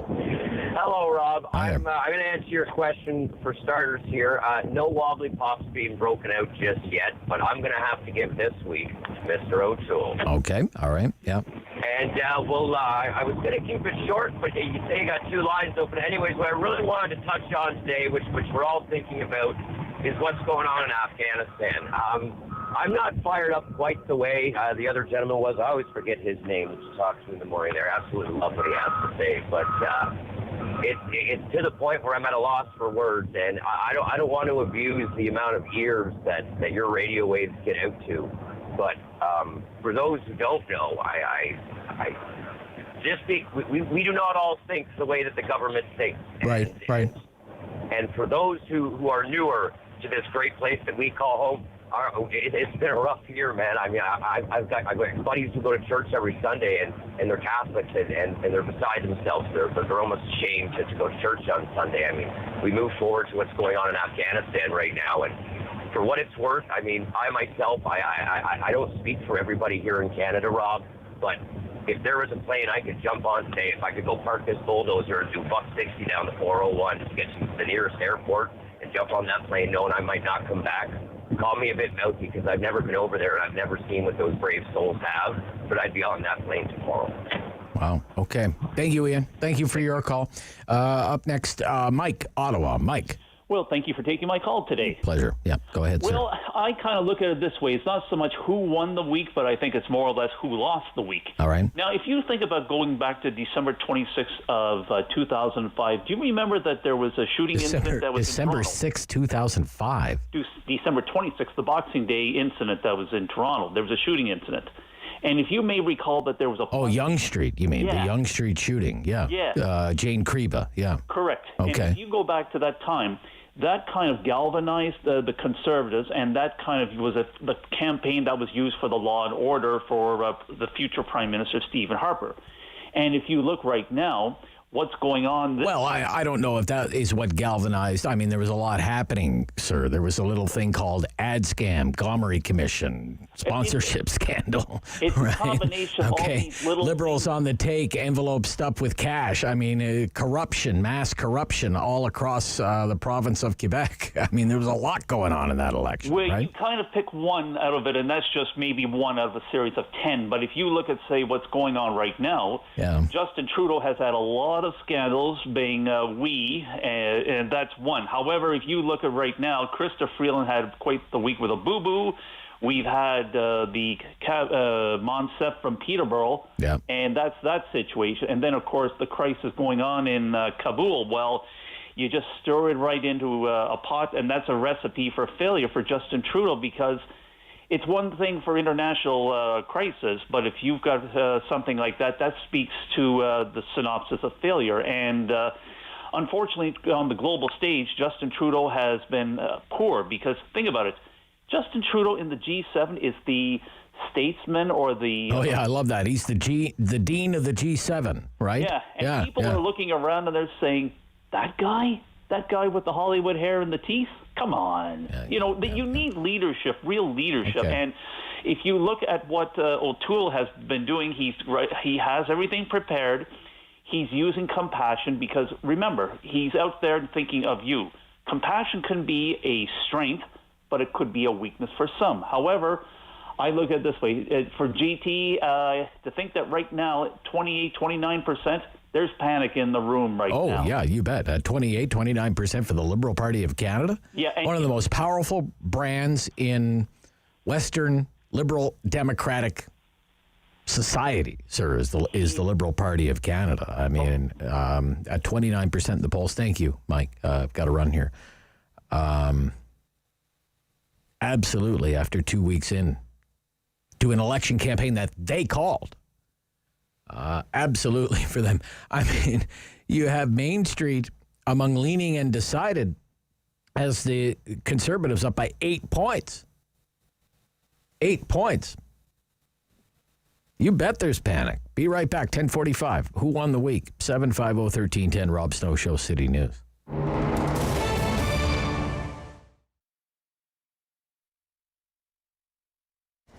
Ottawa Markets was created by the City of Ottawa to help rejuvenate the outdoor markets program in Byward and Wellington West, where we have the Parkdale Market. And so we set to work on bringing in the right team with the right experience and reaching out to local vendors and local farmers, because we knew when we did a survey of our customers that was the one thing that was really important to them, both at Byward and in Parkdale, is to start bringing back that local product. And that's what you can see behind us here at the York Street Farmers Market. We put in place a Farmers First policy, which means that we will deal with farmers from the region first. And we're going to give them priority in terms of placement. They're going to have reduced fees in coming to the market.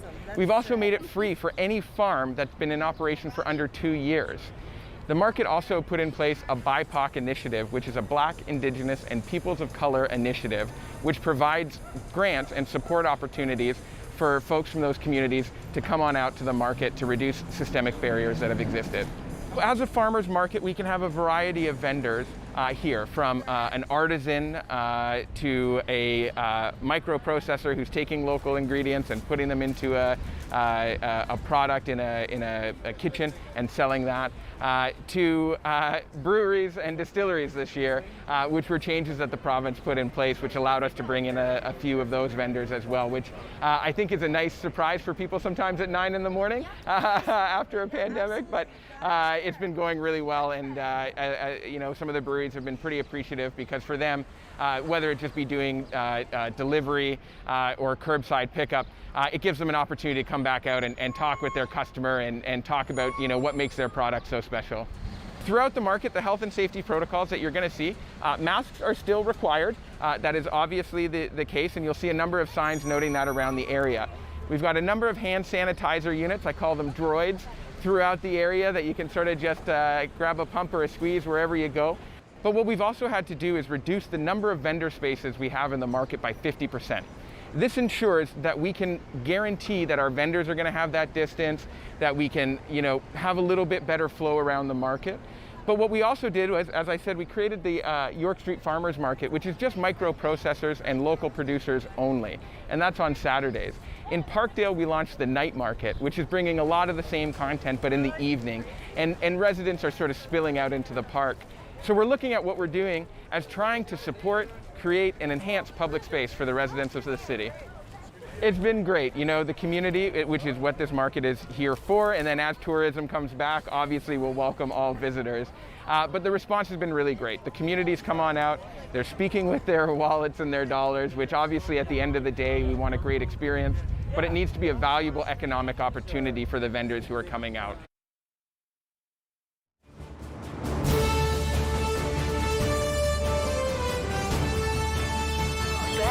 On the Rob Snow Show.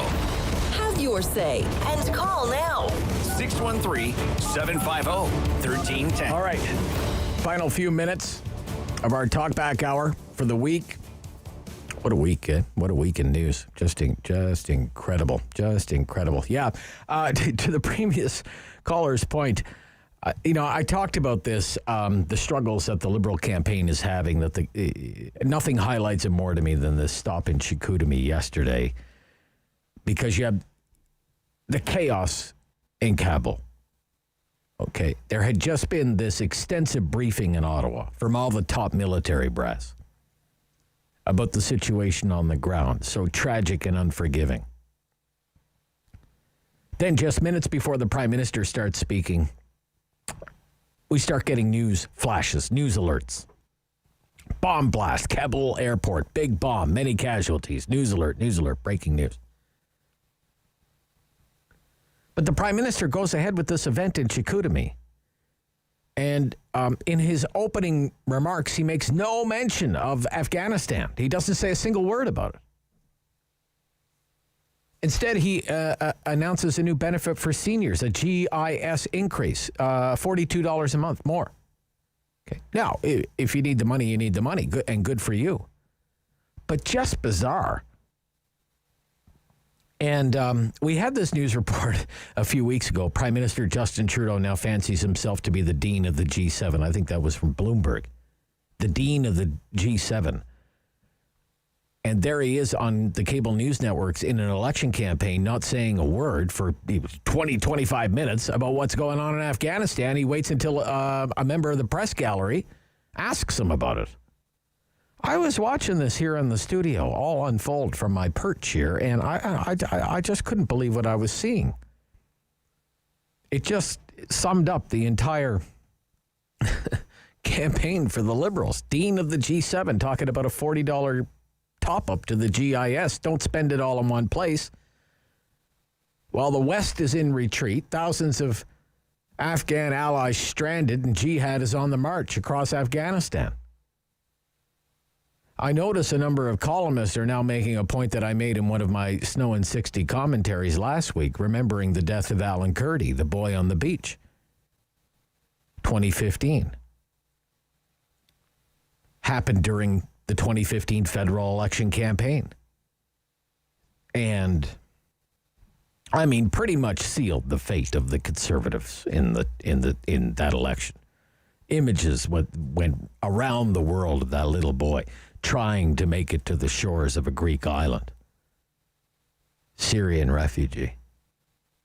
And for enough voters, it just reinforced everything that was already ingrained in their minds about the Harper government. Cruel, cold, unwelcoming. And here he had Mr. Trudeau pitching sunny ways. Well, Afghanistan, not so sunny today, is it? And, we can bicker over and debate whether Justin Trudeau is to blame for everything that's materialized in the last 2 weeks. I'll leave that debate up to you. He's the boss now, and he's been the boss for 6 years, and he wants to be the boss for 4 more years. So he has to own all of this. But he's out trolling for the gray-haired vote while our Afghan allies are dying in a sewage trench.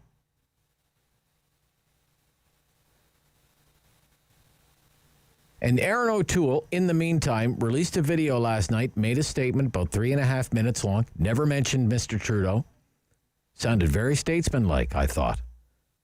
And he made the speech that the Prime Minister really should have been making. Here's my final rant of the week. If they had any sense in the Liberal war room, they might have given some thought to saying, you know what we should really do? We should get the Prime Minister out of Chicoutimi. And we should get him back to Ottawa, at his desk, in his office, and have him address the nation during the supper hour news. We can always come back to Chicoutimi tomorrow and talk about $42 more on the GIS. Show Canadians that the Dean of the G7 actually has a command of the situation. Instead, what's he doing? He's posting selfies on Twitter. No wonder a couple of pollsters have them at 29%. No wonder. Jim in Canada, you're on City News. Jim. Good morning, Rob. Jim. Our current Prime Minister reminds me of an old Indigenous adage to the effect that never follow a leader who loves power more than people. And I think from your recent description in the last few minutes, that describes our PM quite correctly. Interesting. Okay. With respect to the Afghan army, by the way, which has been criticized for collapsing completely, there are various articles around indicating that the Army's most effective weapon was the attack helicopters. And one of the reasons that they ceased to operate was because they ran out of ammunition. Second, the contractors who serviced the aircraft were pulled out. Yes, I did read that. That they had no maintenance crews. Right. Yeah. And on a different topic, with respect to vaccine passports, I think that we should have a federal vaccination passport that will work internationally, and that could also be used domestically and locally. Yeah. Interesting. There's a call for that. That's what the Globe and Mail's editorial is about today. As a matter of fact, making that exact same call. Yeah. That's what the country really needs. Yeah. Okay. Thank you, Jim. Thank you. Great points. Yeah, wonderful. Sydney, Ottawa. Sydney, you're on City News. Good morning, Rob. Hi. I'm just going to make a very quick call. Hey, have you called here before? I don't know. You have? Yeah? No, I have not. You have not. First-time caller. No, but I listen to you a lot. Well, I'm glad that you called. I loved hearing from first-time callers, Sydney. What took you so long to call? COVID. You must be COVID. Okay. You had the phone lock on lockdown, did you, Sydney? Or yeah. Okay. Yeah. Go ahead, sir. Sorry. Anyway, that's what I'm calling about. So I know we're coming out of this COVID, and my wife and I are thinking of taking a trip. Yeah. Over to Portugal. Oh, okay. I know it's kind of high risk sort of thing. But anyway, before you go, you have to have a COVID case test here in Ottawa. Okay. And when we come back from Portugal. So my phone call is to let you know, did you know that my wife checked yesterday for the COVID test? Yeah. And on a piece of cotton stuck up your nose, they're going to charge $185 to each of us. Almost $400 for those tests. And I'm wondering, wow, why? Wow. Holy smokes. To get the test done where? Sydney? Brewers Park was a little more. One of them was a little $5 cheaper. She checked at Brewers Park. Oh, really? Run by the city-run testing clinics? That's exactly it. $185 for me. $185 for my wife should we choose to make our trip across. It's almost the price of the ticket to go across. Not quite, but almost. Oh my goodness! No, I had no idea about that. Well, that's why I'm calling you, maybe because you do a lot of investigating things. I kind of like to know why. If I'm here in Ottawa, if my grandchildren go for a test, they have their test. That's it. That's not.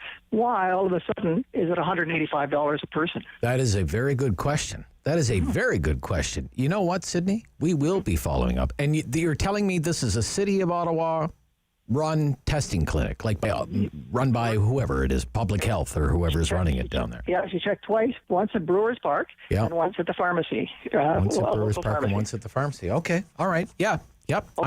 I'm gonna get Dave is gonna follow up on that for us right now. He's licking his chops, gonna get to the bottom of that one right now for us, Sydney. Thank you. I knew you would. Thank you. Thank you. Very interesting. Okay. Yep. That's it for the Talkback Hour. Gosh, I so enjoy hearing from you each and every week during the Talkback Hour. So coming up, thank you for all your calls. Coming up, Doris Grinspun. Back with us from the RNAO, Registered Nurses Association of Ontario. They have 3 mandatory asks for Premier Ford. And, of course, one of them is mandatory vaccinations for all frontline healthcare workers.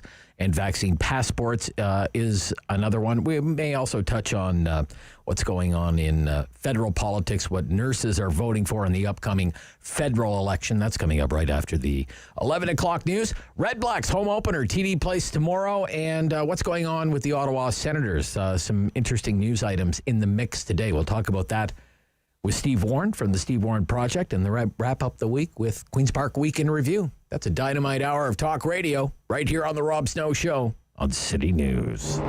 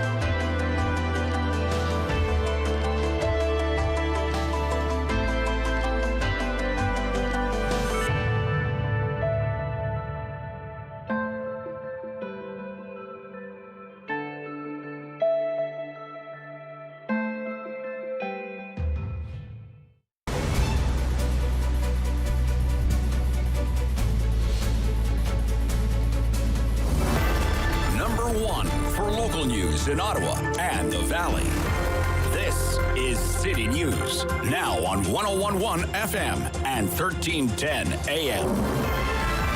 It's Friday, August 27th. Good morning. I'm Andrew Boyle. Right now in Ottawa and in Smiths Falls, 19 degrees. Here's what's making news in Ottawa and the Valley. The province says there are 781 more cases of COVID-19 today. 634 of the cases are individuals who are either not fully vaccinated or have an unknown vaccination status. There have also been 17 more deaths in Ontario in the past day. Now, 33 of these new cases are in Ottawa, 12 are in Eastern Ontario, 3 in Leeds, Grenville, Lanark, no new cases today in Renfrew. The case numbers come from just over 30,000 tests. The positive rate, it has gone up again today. It is now at 3%. City News Time 11:01. Now your forecast with meteorologist Jill Taylor. The high heat and humidity is taking a break in Ottawa, the Valley, and Smiths Falls today. The high 25 degrees, sun and cloud. Tonight, partly cloudy and 15, and then some showers, just 22 degrees for Saturday. Sunday, the heat and humidity is back, 28, feeling like 38, some scattered showers and thunderstorms. For today, the high 25. And right now, it's 19 degrees in both Ottawa and in Smiths Falls. 500 Afghans coming to Canada were on board an American flight yesterday after the final Canadian flight left the Kabul airport. Immigration Minister Marco Mendicino says they are continuing to partner with other allied countries who are still in Afghanistan, trying to get more people out before the deadline, the international withdrawal on Tuesday. Federal party leaders are hitting the hustings. It's day 13 of the federal election campaign. Vows made today around vaccine passports, pharmacare, and EI benefits. Here's City News Parliament Hill reporter Cormac McSweeney.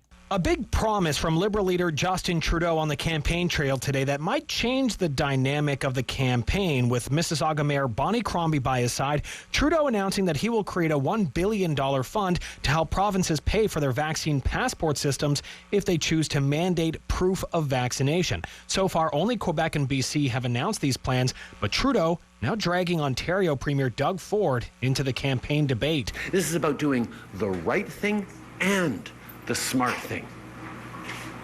Already, Premier Horgan and Premier Legault have stepped up. And I certainly hope that here in Ontario, Premier Ford steps up as well. In Thunder Bay, NDP leader Jagmeet Singh highlighting his promise to bring in a national pharmacare plan. The location important because Thunder Bay is the hometown of the federal health minister. Singh also bashing the Liberals for promising a pharmacare program and yet never following through. Meanwhile, Conservative leader Aaron O'Toole in Newfoundland and Labrador promising to increase EI benefits for seriously ill workers from 26 to 52 weeks. Cormac McSweeney, Parliament Hill. City News Time 11:03. 2 people shot around 9 o'clock last night near Albion North and Hetherington. It caused the closure of Albion from Walkley to Kitchener for about 2 hours, 10 o'clock until midnight. 2 men were shot while they were in a vehicle. They then struck parked cars as they tried to flee. After that, they intercepted a paramedic vehicle to get treatment for their wounds. The Guns and Gangs unit is investigating the shooting. The 2 suffered serious but not life-threatening injuries.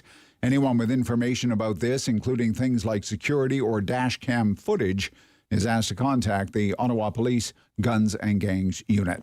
Forecasters say Tropical Storm Ida could be a major hurricane, Category 3, by the time it reaches Louisiana this weekend.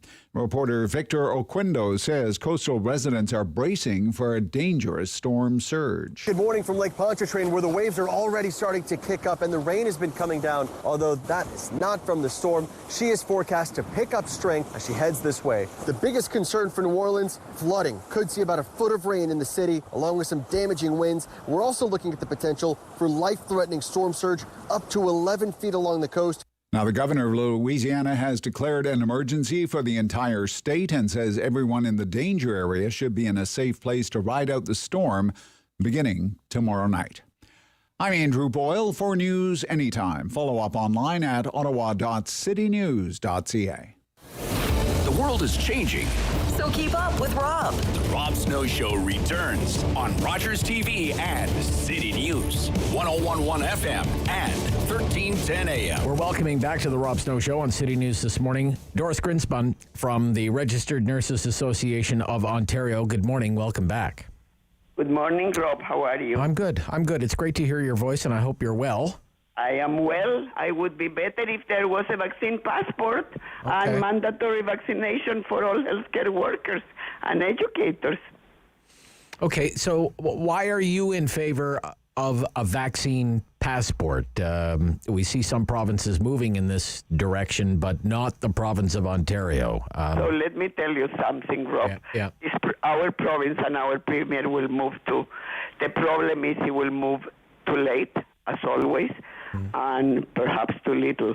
It is essential. We need to use all the tools that we have to be able to protect the reopening of schools, to be able to protect the businesses. They are asking for it.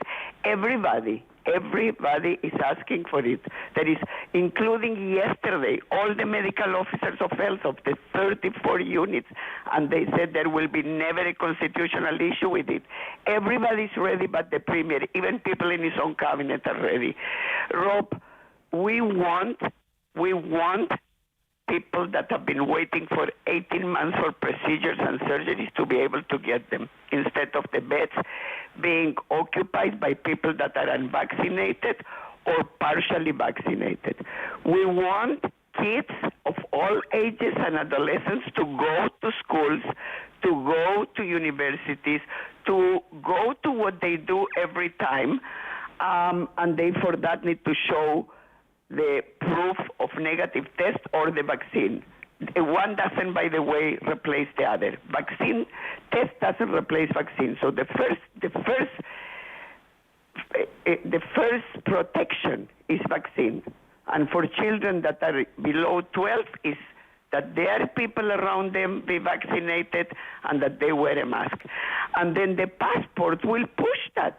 Will ensure that if you are sitting in a concert, if you are sitting at a theater, anything that is non-essential, that people next to you are also vaccinated. I guess, Doris, and look, I'm right there with you for the most part, but what's wrong with the way things currently are? For example, tomorrow night is the home opener for our CFL team, and the people who own the CFL team say to get in, you have to show a proof of vaccination. That's right. So why do we need a vaccine passport from the Ontario government? Small restaurants, Rob, cannot do that. They get flack. They get negative reviews. Right. Their businesses are about to close. That only works for big business. For small business, they need the protection of this province. And that's why we have a government. And also, you need a consistent policy, not that everybody does something else. So this is not about Ontario. This is not about this premier. This is about protection of the public when we are already in this horrible fourth wave with Delta, and otherwise we will end up in a lockdown come December, January, which is absolutely preventable. Or we will see children in our ICUs or worse. You know when was needed already? 2 weeks ago, 3 weeks ago. So please do not wait for anybody else. Premier, I have spoken with them directly. Let's move. I will stand with you at the podium to applaud. Okay, you've talked to the Premier about this? Absolutely. Okay, and because obviously you're very passionate about the issue, so what does he tell you? I'm passionate about protecting the public. Okay, but what does he tell you? Why? Work with me, Doris. Work with me. We are doing something. Well, we cannot wait, Premier. This Delta, this virus is not perfect. The only perfect thing the virus has is that it doesn't sleep, it doesn't take weekends, it doesn't take a second rest. The virus is after catching people, and we need to be ahead of this, and we are not. So it doesn't need to be perfect, the passport either, but we need a consistent approach across the province for everybody with a mandate, so small business don't get flagged, so those that have done everything the Premier asked, lockdowns, masks, double vaccination, that they also feel more protected than what they are already. It's not fair to the great majority of Ontarians. Remember, the great majority of Ontarians got vaccinated. Yeah. Why are we standing for the tiny minority? All right. In Again, I'm using the Ottawa example. Our children's hospital and all the hospitals that treat adults, all of the staff have to be vaccinated. Yesterday, all the big private long-term care home operators, all the big chains, Rivera and all of them, have said if you want to work here, you have to be fully vaccinated. So, what's wrong with that?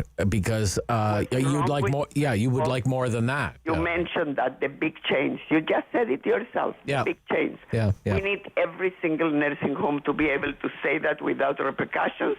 We need to be able to have. We should not. Why do you think everybody's jumping to do that by themselves and everybody does it different? Because they're fed up of waiting for leadership. Yeah. We need the provincial leadership, and we need it.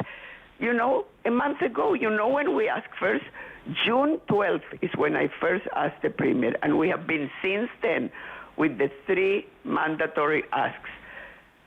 Healthcare professionals, educators, fully vaccinated, only exception, medical exemption, and for that, a proof of negative test every 48 hours, because that's what the science says. Less than that is the one time a week is nothing.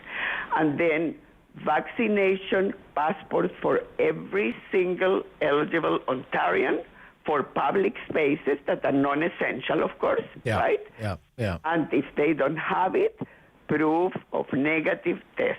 Valid proof of negative test and mandated for the businesses that need to ask it. And one of the arguments is if it's made by the government, it'll be secure. It'll be more secure. You won't be able to forge it and those kinds of things. Well, Dr. Moore wants to get to 90% vaccination for all of us to be safer. Yeah. Well, overnight, we will get not to the 90, but a lot more than what we are. It is, and you know that it is a specific also cohort here.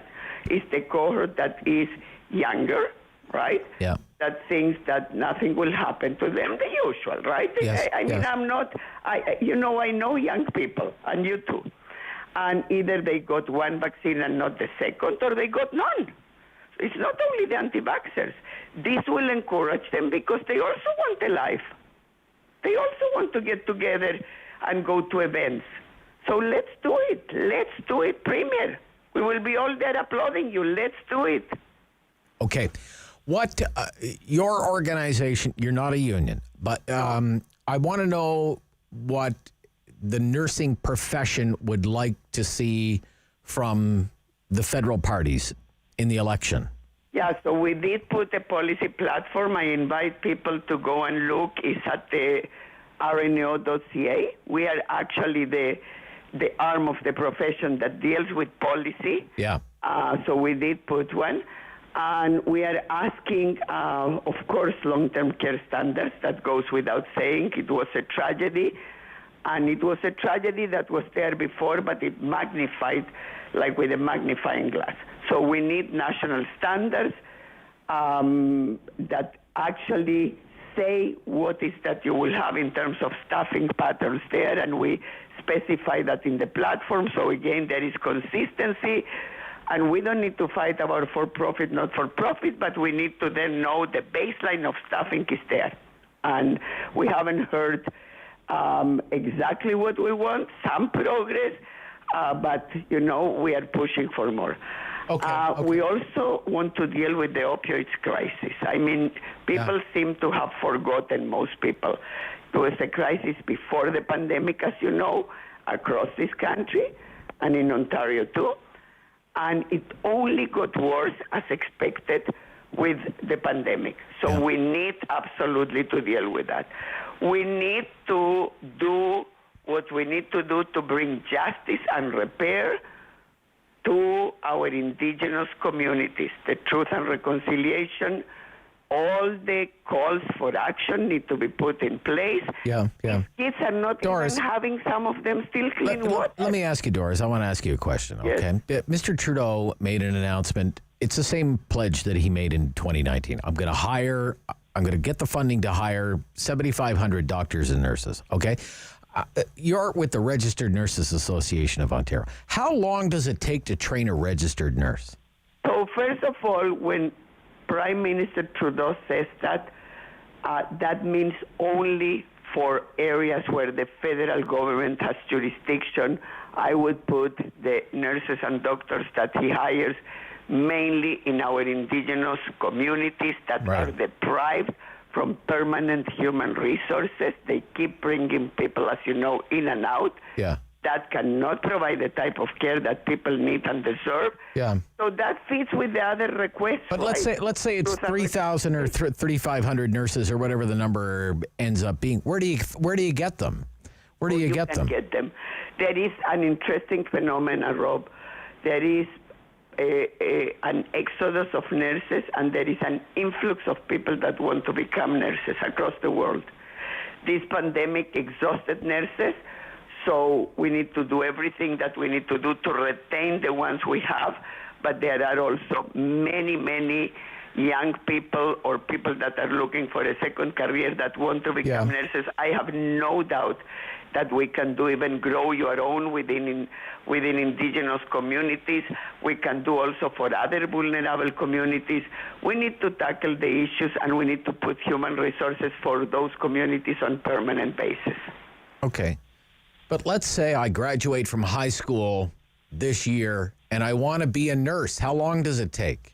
Well, if you want to be an RPN, registered practical nurse, is 2 years. If you want to be a registered nurse, it's 4 years. 4 years. What we are doing, though, here in Ontario, and I hope that we will hear some announcement at some point soon, this is related to the situation with the Commissioner Morocco, and recommendations that RNO had put, since 2012, related to the nursing home basic care guarantee, where we specify how many RNs, how many RPNs, how many PSWs in percentages. Yeah. What we are asking is bridging programs, Rob.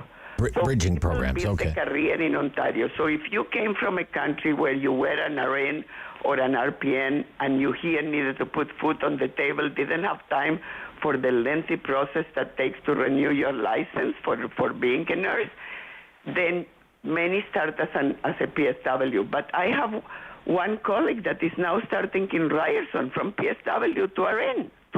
Right, and there's one step above RN. What's that one? Nurse practitioner. Nurse practitioner. So nurse practitioners are registered nurses. They are registered nurses, yeah. And they study 2 years in addition, and they can prescribe, diagnose. They are the ones that we had as, for example, attending nurse practitioners in nursing homes. That now Commissioner Morocco recommended one per nursing home. I spoke with Minister Phillips a few days ago exactly about that. Make sure that we have one nurse practitioner in every single nursing home in this province, because right now we only have in about 70 out of the 640 nursing homes. And those did better during the pandemic because those people work full-time, can full-time assess, diagnose, prescribe, and really those residents get better care, and the staff feel more supported, which also helps with the retention, right? Yeah. We have to run. It's so fun to always talk to you. Thank you so much. I learned so much. Thank you. Thank you so much. Bye-bye. And next time we can talk about what nurses ask related to climate change. Here you go. Okay. All right, Doris. All right. Doris Grinspun, Okay, Registered Nurses Association of Ontario. Have a nice weekend. Bye-bye. From that heavy-duty topic to sports. Football. Next with Steve Warne, Rob Snow Show, City News.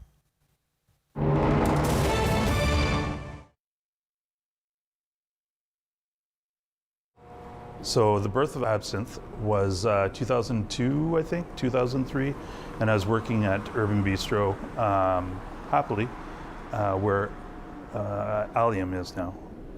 And then the space where Holland Cafe was came up. It's on the corner of Spencer and Holland.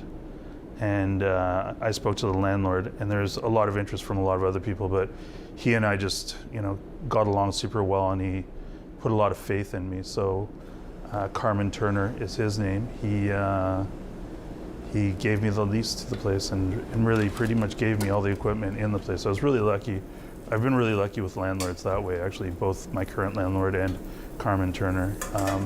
Because if there hadn't been Carmen Turner, there wouldn't have been absinthe. So we were there for a few years and just sort of outgrew the place. And then now we're here. it's obviously been tough, and it's been tough for everyone. I mean, that's been the big democratic sweep of like in restaurants and the hospitality and the arts that we were talking about earlier. It's like everybody's been impacted pretty much the same. From everybody that I talked to, we're down 80%. We're climbing out now. I think one of the saddest things is like we went down to 2 employees from 25, and we're now at 4, and we're bringing 2 new people on this week, so we'll be at 6. So it's little steps. So it's been tough. It's I've got the most expensive clubhouse ever here, because some days you come and you don't do any business, but you're here. But I'm grateful for what I do have. I think everybody's optimistic now, not necessarily just about the vaccine, but about like the vaccine, spring, being able to be outside. I think you're going to see a lot of like pop-up things happen in parking lots and on sidewalks and all, and like that, rather than being actually inside somebody's commerce. I think we'd like to take it outside. I know my staff would. My staff like the outdoors now, all of a sudden, all 4 of us. 6 soon. But we'll be doing some business in the patio in the parking lot, and we have a patio out front. And I hope other restaurants and stores will do the same. I hope that they take advantage of like the sidewalk and doing sort of, guerrilla marketing and stuff like that, and really shaking it up a bit. You can find us at Absinthe Cafe at 1208 Wellington Street West in Hintonburg, and you can find us online at absinthecafe.ca.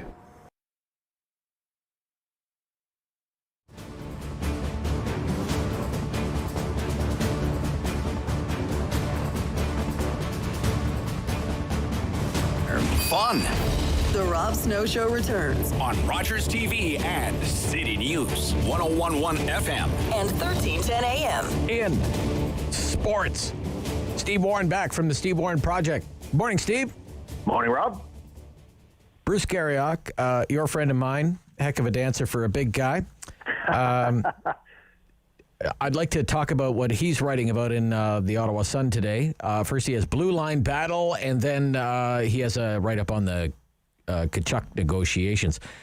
Senators have a lot more options on defense. Camp may turn into musical chairs. So when you think about the depth chart for the D core for the Ottawa Senators, what are some names competing for some jobs, Steve Warne? Well, you've got your top 4, which, based on that article and based on the things you hear, looks like Shabbat with Zaitsev, then Delzato with Zub.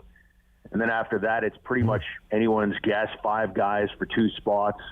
You've got Holden, Mete, and Brandstrom, who are left shot D. You got right shot D and Josh Brown and Bernard Docker. And I think, DJ Smith said best players play. I'm not sure that is fully in play, given that contracts matter. Right. You got Brandstrom and Bernard Docker, who are both in a position where they won't have to clear waivers to be sent down. They're on 2-way contracts. So they can't just be a little better than the other guys that I mentioned. They have to be a lot better to make that work. So that's kind of the clot of defensemen that'll be fighting for those last 2 spots by the look of things right now. Okay. What do you think about Mete? He's kind of a wild card because they got him for nothing, right? They picked him up from Montreal for nothing. Then they signed him to a deal. It wasn't very expensive in NHL terms. Like it was like $1 million something, right? 1-2. Yeah. So does that pretty much secure him a spot on the at least? You would think in the early going. What do you think, Steve? What's your take on the whole Mete situation? I find it really interesting. I thought he played really well for Ottawa. For sure. I thought he was what they hoped Brandstrom is going to be. They're very similar players, kind of small.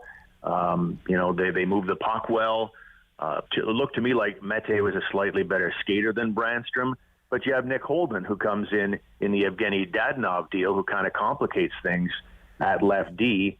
So I'm not sure exactly between Mete and Holden.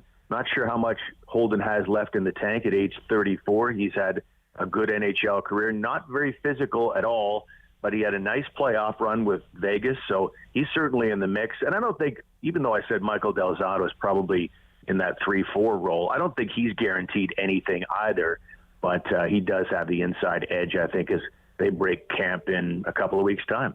All right. Let's talk term and money, and what are we looking for with Brady Tkachuk and the Ottawa Senators? Give us some numbers there, Steve. Well, I certainly think that a reasonable number would be what Thomas Chabot is making, 8 years at $8 million.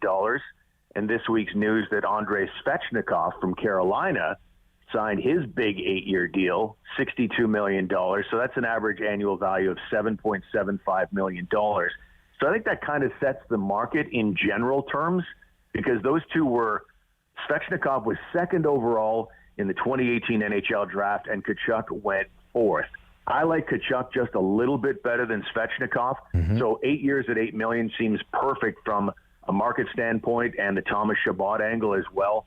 The question is, right now, does Tkachuk trust Ottawa's commitment to winning long-term now and in the future? Because you have to keep in mind, he's got an agent who probably isn't in love with the Senators.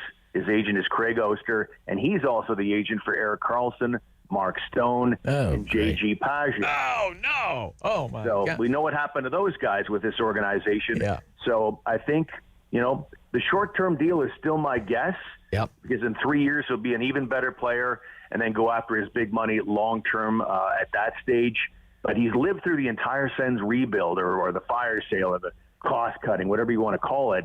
What's his trust level that another rebuild isn't just around the corner? So I think that's what this comes down to. The one X factor, Rob, I think, that might get him into long-term thinking, he is the clear leader of this really exciting, fun-loving, young team filled with, friends and character and potential. So it's his team if he wants it. So that might be something that gets him into the long-term mode.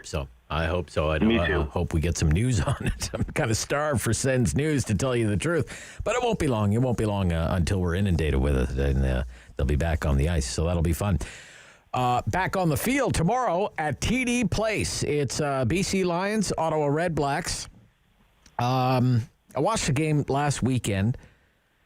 There's a lot to like about the Red Blacks. There's a lot not to like either. Kicking game is good. Special teams is decent. Defense overall is pretty good. They hung around in that game with a very good Saskatchewan team. But, man, what an anemic offense. They just can't get anything going on offense. And this team isn't going to go very far unless it starts to score some points. What do you think, Steve? There's no question about that. Matt Nichols was brought in to cure the biggest problem the club had 2 years ago in 2019 when they went 3-15, and that's quarterback play. So he comes in, and right now he hasn't been a solution yet, but I expect a better performance. Keep in mind, it was a situation where there's a massive layoff. He's coming off shoulder surgery, still trying to get in sync with a new game plan for the entire offense. So they're still trying to figure things out, but they took a step forward. They were god-awful in the Edmonton victory with Nichols just throwing 71 yards, a little better against Saskatchewan at 176 as far as passing yards. So I think they take a step forward, particularly this is their first home game since November of 2019. Hard to believe. So yeah. I think that entire roster is going to be energized by the home crowd. Okay. Hey, thanks, Steve. Have a great weekend. You too, buddy. Yep. Steve Warne from the Steve Warne Project and the Sens Nation podcast. Queen's Park Week in Review right after the news on City News.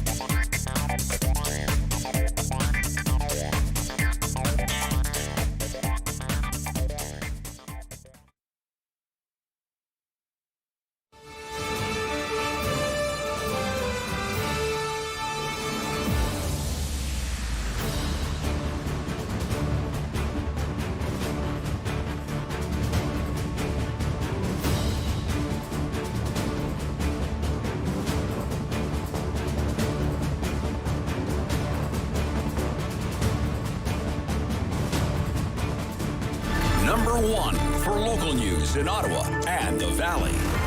This is City News, now on 101.1 FM and 1310 AM. This is Friday, the 27th of August. Good morning, I'm Jason White. Right now in Ottawa, much fresher than it was yesterday. 20 degrees, mostly cloudy, 20 in Smiths Falls as well. Here's what's making news this hour. A double shooting, wounds 2 near Albion and Hetherington Road in Ottawa. The pair were hit while in a parked car around 9 last night, then drove off. They stopped an ambulance to get treatment for their gunshot wounds. Both are expected to survive, the shooter or shooters still at large. Liberal leader Justin Trudeau spending day 13 of the federal election campaign in Battleground, Ontario. He'll make an announcement and meet with supporters in the Toronto area. NDP leader Jagmeet Singh making a healthcare announcement, then meeting with regional First Nations leaders in Thunder Bay, while Conservative leader Aaron O'Toole is out east with campaign stops planned in Corner Brook, Newfoundland and Sydney, Nova Scotia. 781 new cases of COVID-19 in Ontario today, the vast majority in those not fully vaccinated. The province also says Ottawa has 33 cases, 3 cases in Leeds, Grenville, Lanark counties, 12 in the Eastern Ontario Health Unit. Renfrew County has no new cases today. Canopy Growth says it is opening its Tokyo Smoke cannabis stores in 4 malls. The Smiths Falls Company's pot stores will open in the Rideau Centre and 3 other locations in Toronto in October. City News Time, 11:33. I'm Jason White. For news anytime, follow up online at ottawa.citynews.ca. He's a pillar of community opinion. The Rob Snow Show returns on Rogers TV and City News. 101.1 FM and 1310 AM.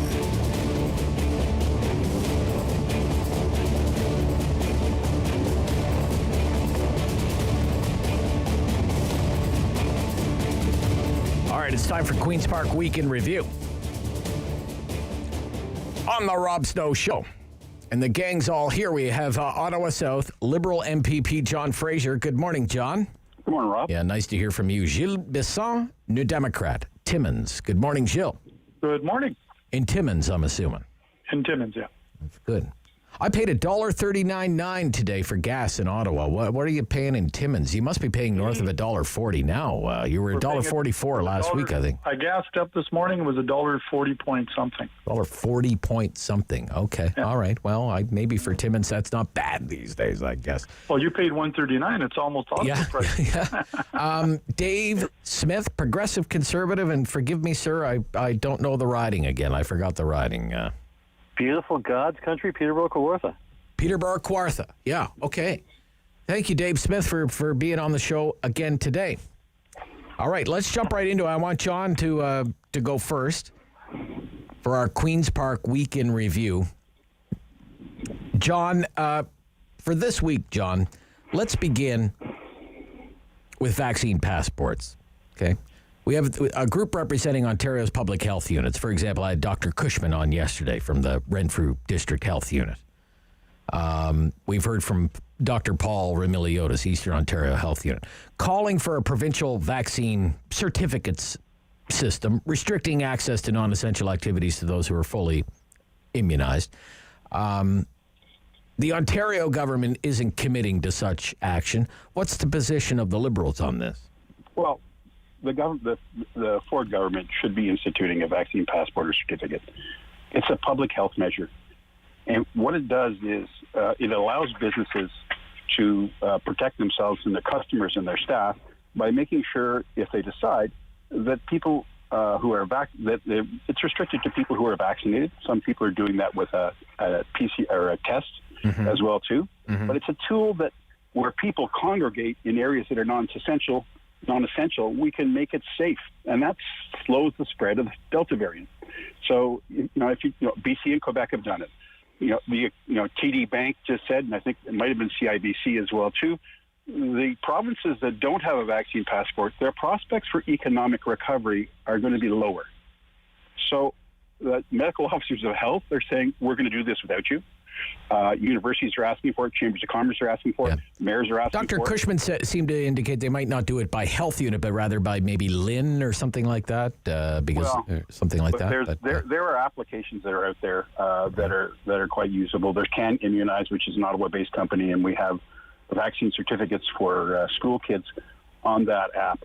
there's a way to figure it out. But the bottom line is they shouldn't have to be doing this. We need a province-wide approach, like they've done in BC and Quebec and Manitoba and New York. And it's just unbelievable to me that this government's not doing it. Okay, it's all right. A public health measure. Yeah, I mean, in Quebec, you can actually, if you're having an Apple phone, an Apple device, you can download the app now. I'm not sure for the Android. I think the Android is coming out a little later, but nevertheless. Okay, let's hear. I want to hear from Gilles. Let's hear from Gilles before we hear from Dave. Okay, go ahead, Gilles. Yeah. Well, listen, the problem is as long as we don't have a vaccine mandate, we're going to be in this constant, 700. Yeah, we're talking about vaccine passport. Vaccine passport. Yeah. But mandating vaccine is what I'm saying. Yeah, okay. As long as we don't have them, what we're going to do is we're going to constantly be in this situation where, by and large, those people that are not vaccinated are going to get sick, and it's going to further restrict our ability to be able to get back to normal.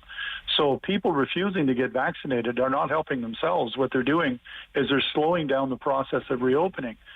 So yes, there should be a mandated vaccine. A lot of the private sector is doing it already. A lot of employers are saying you don't come on this premises unless you are vaccinated and you have proof of vaccination. British Columbia just announced it, as Quebec did. And British Columbia, if you see in the numbers, the amount of people that are not vaccinated now that are going to get vaccinated is going up. So what they're going to be in a situation where, they're going to have a lot of this, unvaccinated group vaccinated, which is going to very, very much lessen the effects of COVID-19 on the population and on the economy. So yes, we should go in that direction. So Dave Smith of the PCs, help us understand the hang-up on the government side here. Why the hesitation to go in this direction? What's the Premier's thinking here? It's important to point out a couple of things that my colleagues have just mentioned. They were comparing us to Quebec and to British Columbia. British Columbia currently has 3 times the active infections per 100,000 like Ontario does, and Quebec has 50% more than what we do. They mentioned New York State. New York State has 8 times the number of deaths that we have. Ontario has been doing the things that we need to do. We have paused the stage 3 reopening because there are some concerns about the Delta variant. We also have the highest vaccination rate in the country right now, and we're the only province that has mandated vaccination policies in healthcare for ambulance and paramedics, for long-term care workers, for education. Yeah, you've mandated policies. You've mandated policies, Mr. Smith, but you haven't mandated vaccines. All of that ensures, though, that people are safe. And the rapid testing was one of the things that was also brought up. Absolutely. It's another one of those tools in the toolbox, and we're seeing the results in Ontario. We do not have the infection rate. We do not have the challenges that there are in other jurisdictions, because we've taken that cautious approach to it, and we've been listening to the advice of the top doctor in the province. All right. Medical Can I just add to Go ahead, Gilles. Go ahead, Gilles. Yeah. So the thing is that, if everything is so great, why is our infection rates almost at 800 a day and climbing? So clearly, it's getting away on us, especially in the unvaccinated population. So I think at one point the government is going to turn around on this. The same way, if you remember at the beginning, Mr. Ford and the government was saying absolutely not, we're not going there, to where there's somewhere halfway between going there and not going there. I think eventually the facts are going to overtake what they're thinking. Okay, John, did you want to? Yeah, David keeps talking about mandatory policies, which is not like mandatory vaccination. So I'm going to ask him a question. What would you say to the woman who came into my office yesterday who said, I'm trying to get home care, but they won't tell me whether or not the person is vaccinated that's coming to the house, and they won't guarantee it. And my husband's older. He's 94. He's got dementia. He's at risk, but they won't tell me. Can you explain to me how your policies are protecting that woman? Good question. Absolutely, Dave, I can, because Dave, go ahead, Dave. Yeah. They're going through an entire protocol to make sure that the healthcare workers are safe. They're making sure that none of the healthcare workers have the opportunity of spreading that virus to someone else. We know right now that even if you are double vaccinated, you still have the opportunity to be carrying that virus in your sinuses. That's why we're implementing things like rapid testing. It tests to make sure that you do not have the virus present in you. We know that even if you're vaccinated, you still have an opportunity to spread that disease. You yourself won't get sick from it. So that's why we're putting in those types of policies, to make sure that we're taking all the steps possible to ensure the safety of people and that we're not spreading the disease. It's possible to be vaccinated and still spread the disease. All right. So how we does she have know, to and have how those do I tell her, policies Dave? in place. How does she know that that person is safe, and how do you tell her that? That's the question. Because if that's the answer that you gave her, it's not going to help her. Okay, because that's the policy that's been put in place for all healthcare workers. we have other territory that I want to cover, so let's move along. Premier Ford, I guess you can't win for losing in the summertime. He's accused of being missing in action. Whether he's not saying anything about the federal election, they've got him in hiding. He hasn't had a news conference with the media in a month. How fair is that criticism, Dave Smith, that the Premier's MIA? It's interesting. That is a narrative that is coming from the Toronto area in particular. Premier Ford is up in Thunder Bay right now doing what every elected official should do, and that is getting out and finding out what's going on in each of the communities. He is the Premier of the province of Ontario, not just the Premier of Toronto. He did a media availability for local media in Thunder Bay. You see where he is, and he's doing exactly what he's supposed to be doing, finding out what the issues are for all of the people all across Ontario, not just centralized for the few media personalities in downtown Toronto. And that's what all elected don't get me started about Toronto, Dave. Don't get me started about...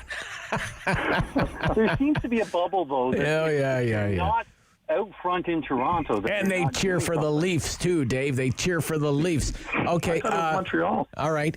Gilles, there you go. He's paying attention to your neck of the woods. He's up in Northern Ontario. He's hearing the concerns of Northern Ontarians. That should shut everybody up, shouldn't it, Gilles? No, listen, it's pretty clear that there's a strategy on the part of the federal campaign to keep Mr. Ford out of the limelight and out of the controversies as much as possible, because those two leaders are at odds with a couple of issues, especially around COVID-19 and vaccination policies, et cetera, et cetera. So, the federal conservatives, Gilles Ford, Mr. Ford being out there as the Premier of Ontario, saying things that then Mr. O'Toole is going to have to defend or react to, which is not going to help his campaign. So, this is not the first time you see that. It's happened, I think, a couple of years ago. It was the same issue with Mr. Ford, and in the past, it was the same thing with Mrs. Wynne and Mr. McGuinty. It was the same with Mr. Ray.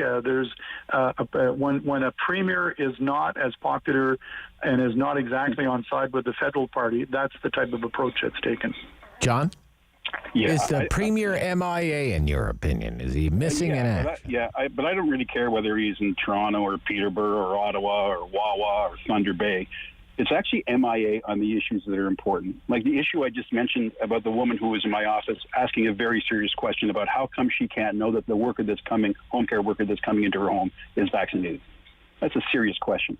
Or the parents who say to me, I'm scared because my child's going back to school, and I don't know whether the ventilation is right. I don't know whether the teacher is vaccinated or the person who's helping is vaccinated or the bus driver is vaccinated. That's where he's MIA. I don't care what media he appears in. He's avoiding the tough questions, and he's avoiding leading this province. Leaders take us to where we need to be.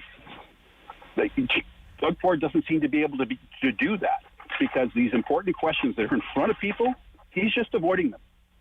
Okay, all right. He's not commenting because, it's the end of the summer and kids don't want to talk about. He's ducking the tough questions. Okay, we can pick it up on that when we come back. Much less contentious issue. Back to school. We'll talk about that with our MPPs. Queen's Park Weekend Review. Rob Snow Show on City News.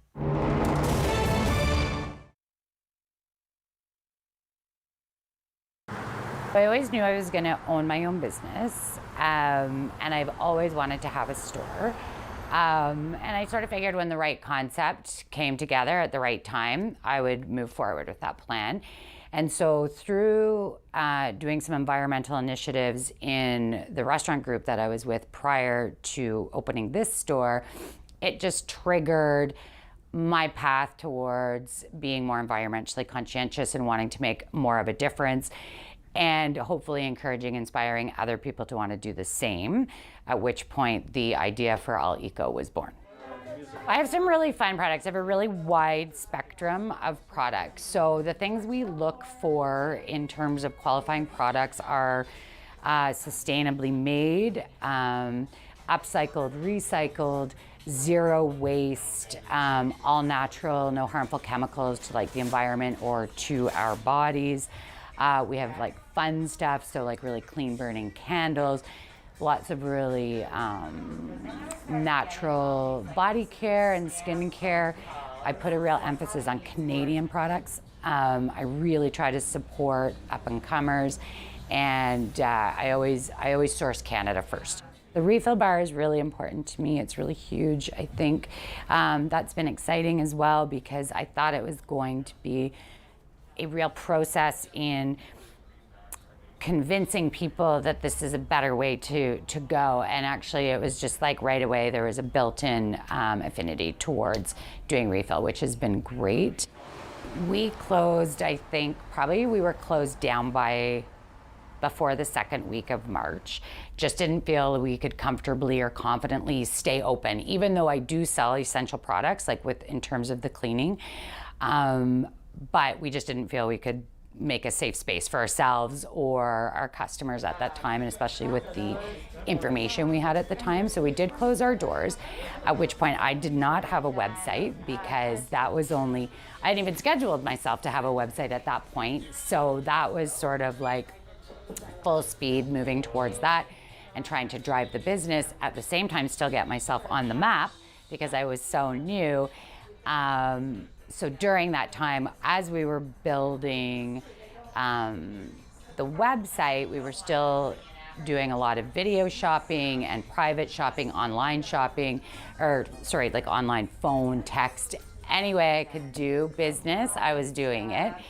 And there was really a nice show of support for my business during that time, which was really, really encouraging. And now, we are fully set up online too.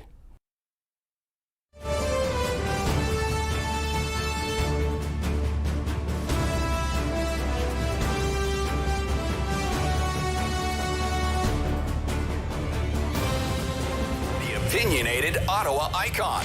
The Rob Snow Show returns on Rogers TV and City News. 101.1 FM and 1310 AM. Back with part 2, Queen's Park Week in Review with our MPPs, Dave Smith, Progressive Conservative, Gilles Bisson, New Democrat, John Fraser, Liberal. So let's start with Dave Smith, Peterborough-Kawartha, you said, right? Am I saying that right now? Yeah, okay. Less than 2 weeks to go before the first day of school. How would you describe the preparedness of the schools in your riding, Dave Smith? I think they've done an excellent job. When we take a look at the ventilation at each of the schools, almost $12 million has been spent at Kawartha Pine Ridge, the public board. A little over $3 million, to almost $3.5 million at the Catholic board. And the French Catholic, we only have one school. It was completed in 2018, so it already has the HEPA filter in it. They've worked out what I think is an exceptional plan for online learning as well as in-class learning. I think all of the boards in my region have done a very, very good job, and we're looking forward to kids coming back to school. Okay. Gilles Bisson, what about the schools in your riding? Are they ready? Well, first of all, parents and kids are ready to get back to school. We can all attest to that. We've heard from all of them in regards to really the need to get back to the classroom. How prepared are they? They're as prepared as they can be, given the sort of the lack of what is really needed to make those schools safe. Dave talked about the money being spent in schools in order to improve ventilation system. We probably have a similar amount of money here, about $12 million, that's gone into the schools in the city of Timmins. but it only covers about a third of the schools, because the amount of money needed in order to bring all of those schools up to the standard necessary would be far more than what has been granted. So that's both a federal responsibility and a provincial responsibility. The feds gave some of the money, a large part of it, compared to the province, but no, and a lot of the work is not completed. So those kids are going into classrooms where schools are not properly ventilated. Class sizes are still an issue. I've been hearing from school board trustees. And just the last point to the online learning, one of the difficulties with the online learning is that you have to lock yourself in now for your child to do the first semester or not do the first semester online or in person. If it turns out that infections are going up in your school, then as a parent you want to withdraw your child and put them online, it's going to be rather difficult for that to happen because of the way the system is set up. Okay, Dave, just before we get to John, Dave, did you want to jump in there, Dave Smith? Yeah, I disagree with the whole notion that the schools didn't receive the money that they needed. The school boards came forward and said, here's what we need to do with these schools, and the money was allocated to them. Not every school is old enough that I've spoken to all the school boards. All right, one at a time, Gilles. Hold on, Gilles. Go ahead, Dave Smith. Yeah. Not every school needed to have the ventilation system redone because of the age of the school. Some of them had already been done. Some of them, like I mentioned with the French Catholic school here in Peterborough, it wasn't completed until 2018, so it doesn't need to have the ventilation system upgraded to the standard. It's already there. Gotcha. Okay, John Fraser. Yeah, in Ottawa South, how ready are the schools to welcome back students? I want to echo what Jill said. Parents and kids do want to get back to school. There's a high level of anxiety for those elementary school children who are under 12 and unvaccinated. The lack of a sense of urgency in terms of doing what needs to be done, smaller class sizes, ventilation, it's not all there. And then not knowing that the person who's helping your son or daughter has been vaccinated, if they've been unvaccinated, is causing a tremendous amount of anxiety. And to me, that's not ready. You want people to be able to go back to school with some relative confidence that things are going to be safer. They're not. And I think it's important that the government demonstrate what they've done better than what they have. I don't think they've done enough. And that's probably the reason that parents are anxious.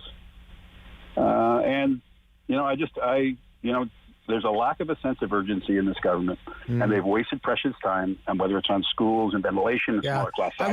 I wonder how much. If parents are feeling anxious, I wonder how much of it is the fault of politicians like Gilles Bisson, John Fraser, who keep planting it in people's heads that schools are dangerous places. Well, no. Well, I think parents can make those. Sorry. Well, first of all, we live in a democracy where we have a right to. I understand that. And including people. But are you fear mongering though? Are you fear mongering? It's the same thing as your own show, Rob. Is that you raise a lot of controversial issues? Sure. Rightfully so. Yeah. And people get worked up one way or another. That's part of the democratic process. But we're not making this stuff up. This is from school boards. This is from teachers. This is from parents. Okay. I disagree with Dave. There's still a lot of our schools that are not going to have proper ventilation even by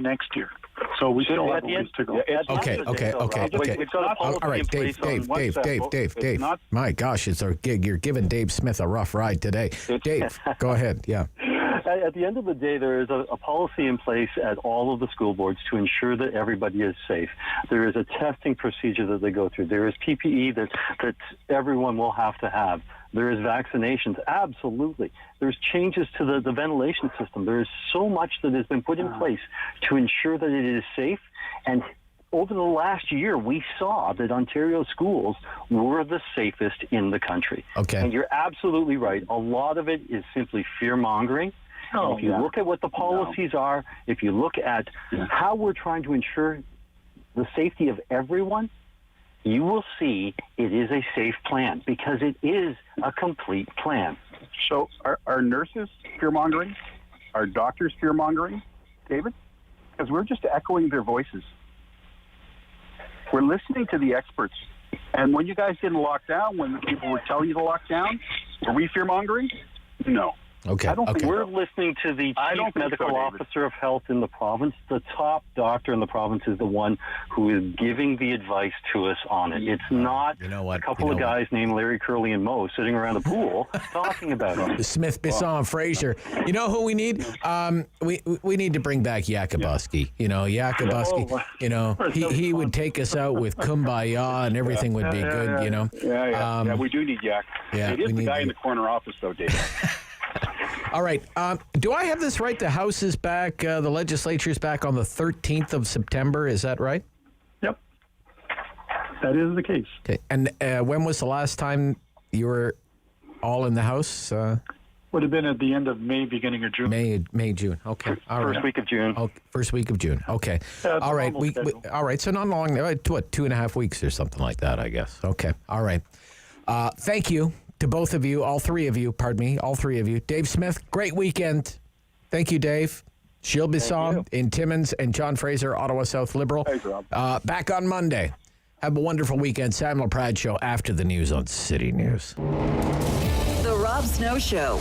Tune in weekdays starting at 9 on Rogers TV and City News, 101.1 FM and 1310 AM. Number 1 for local news in Ottawa and the Valley.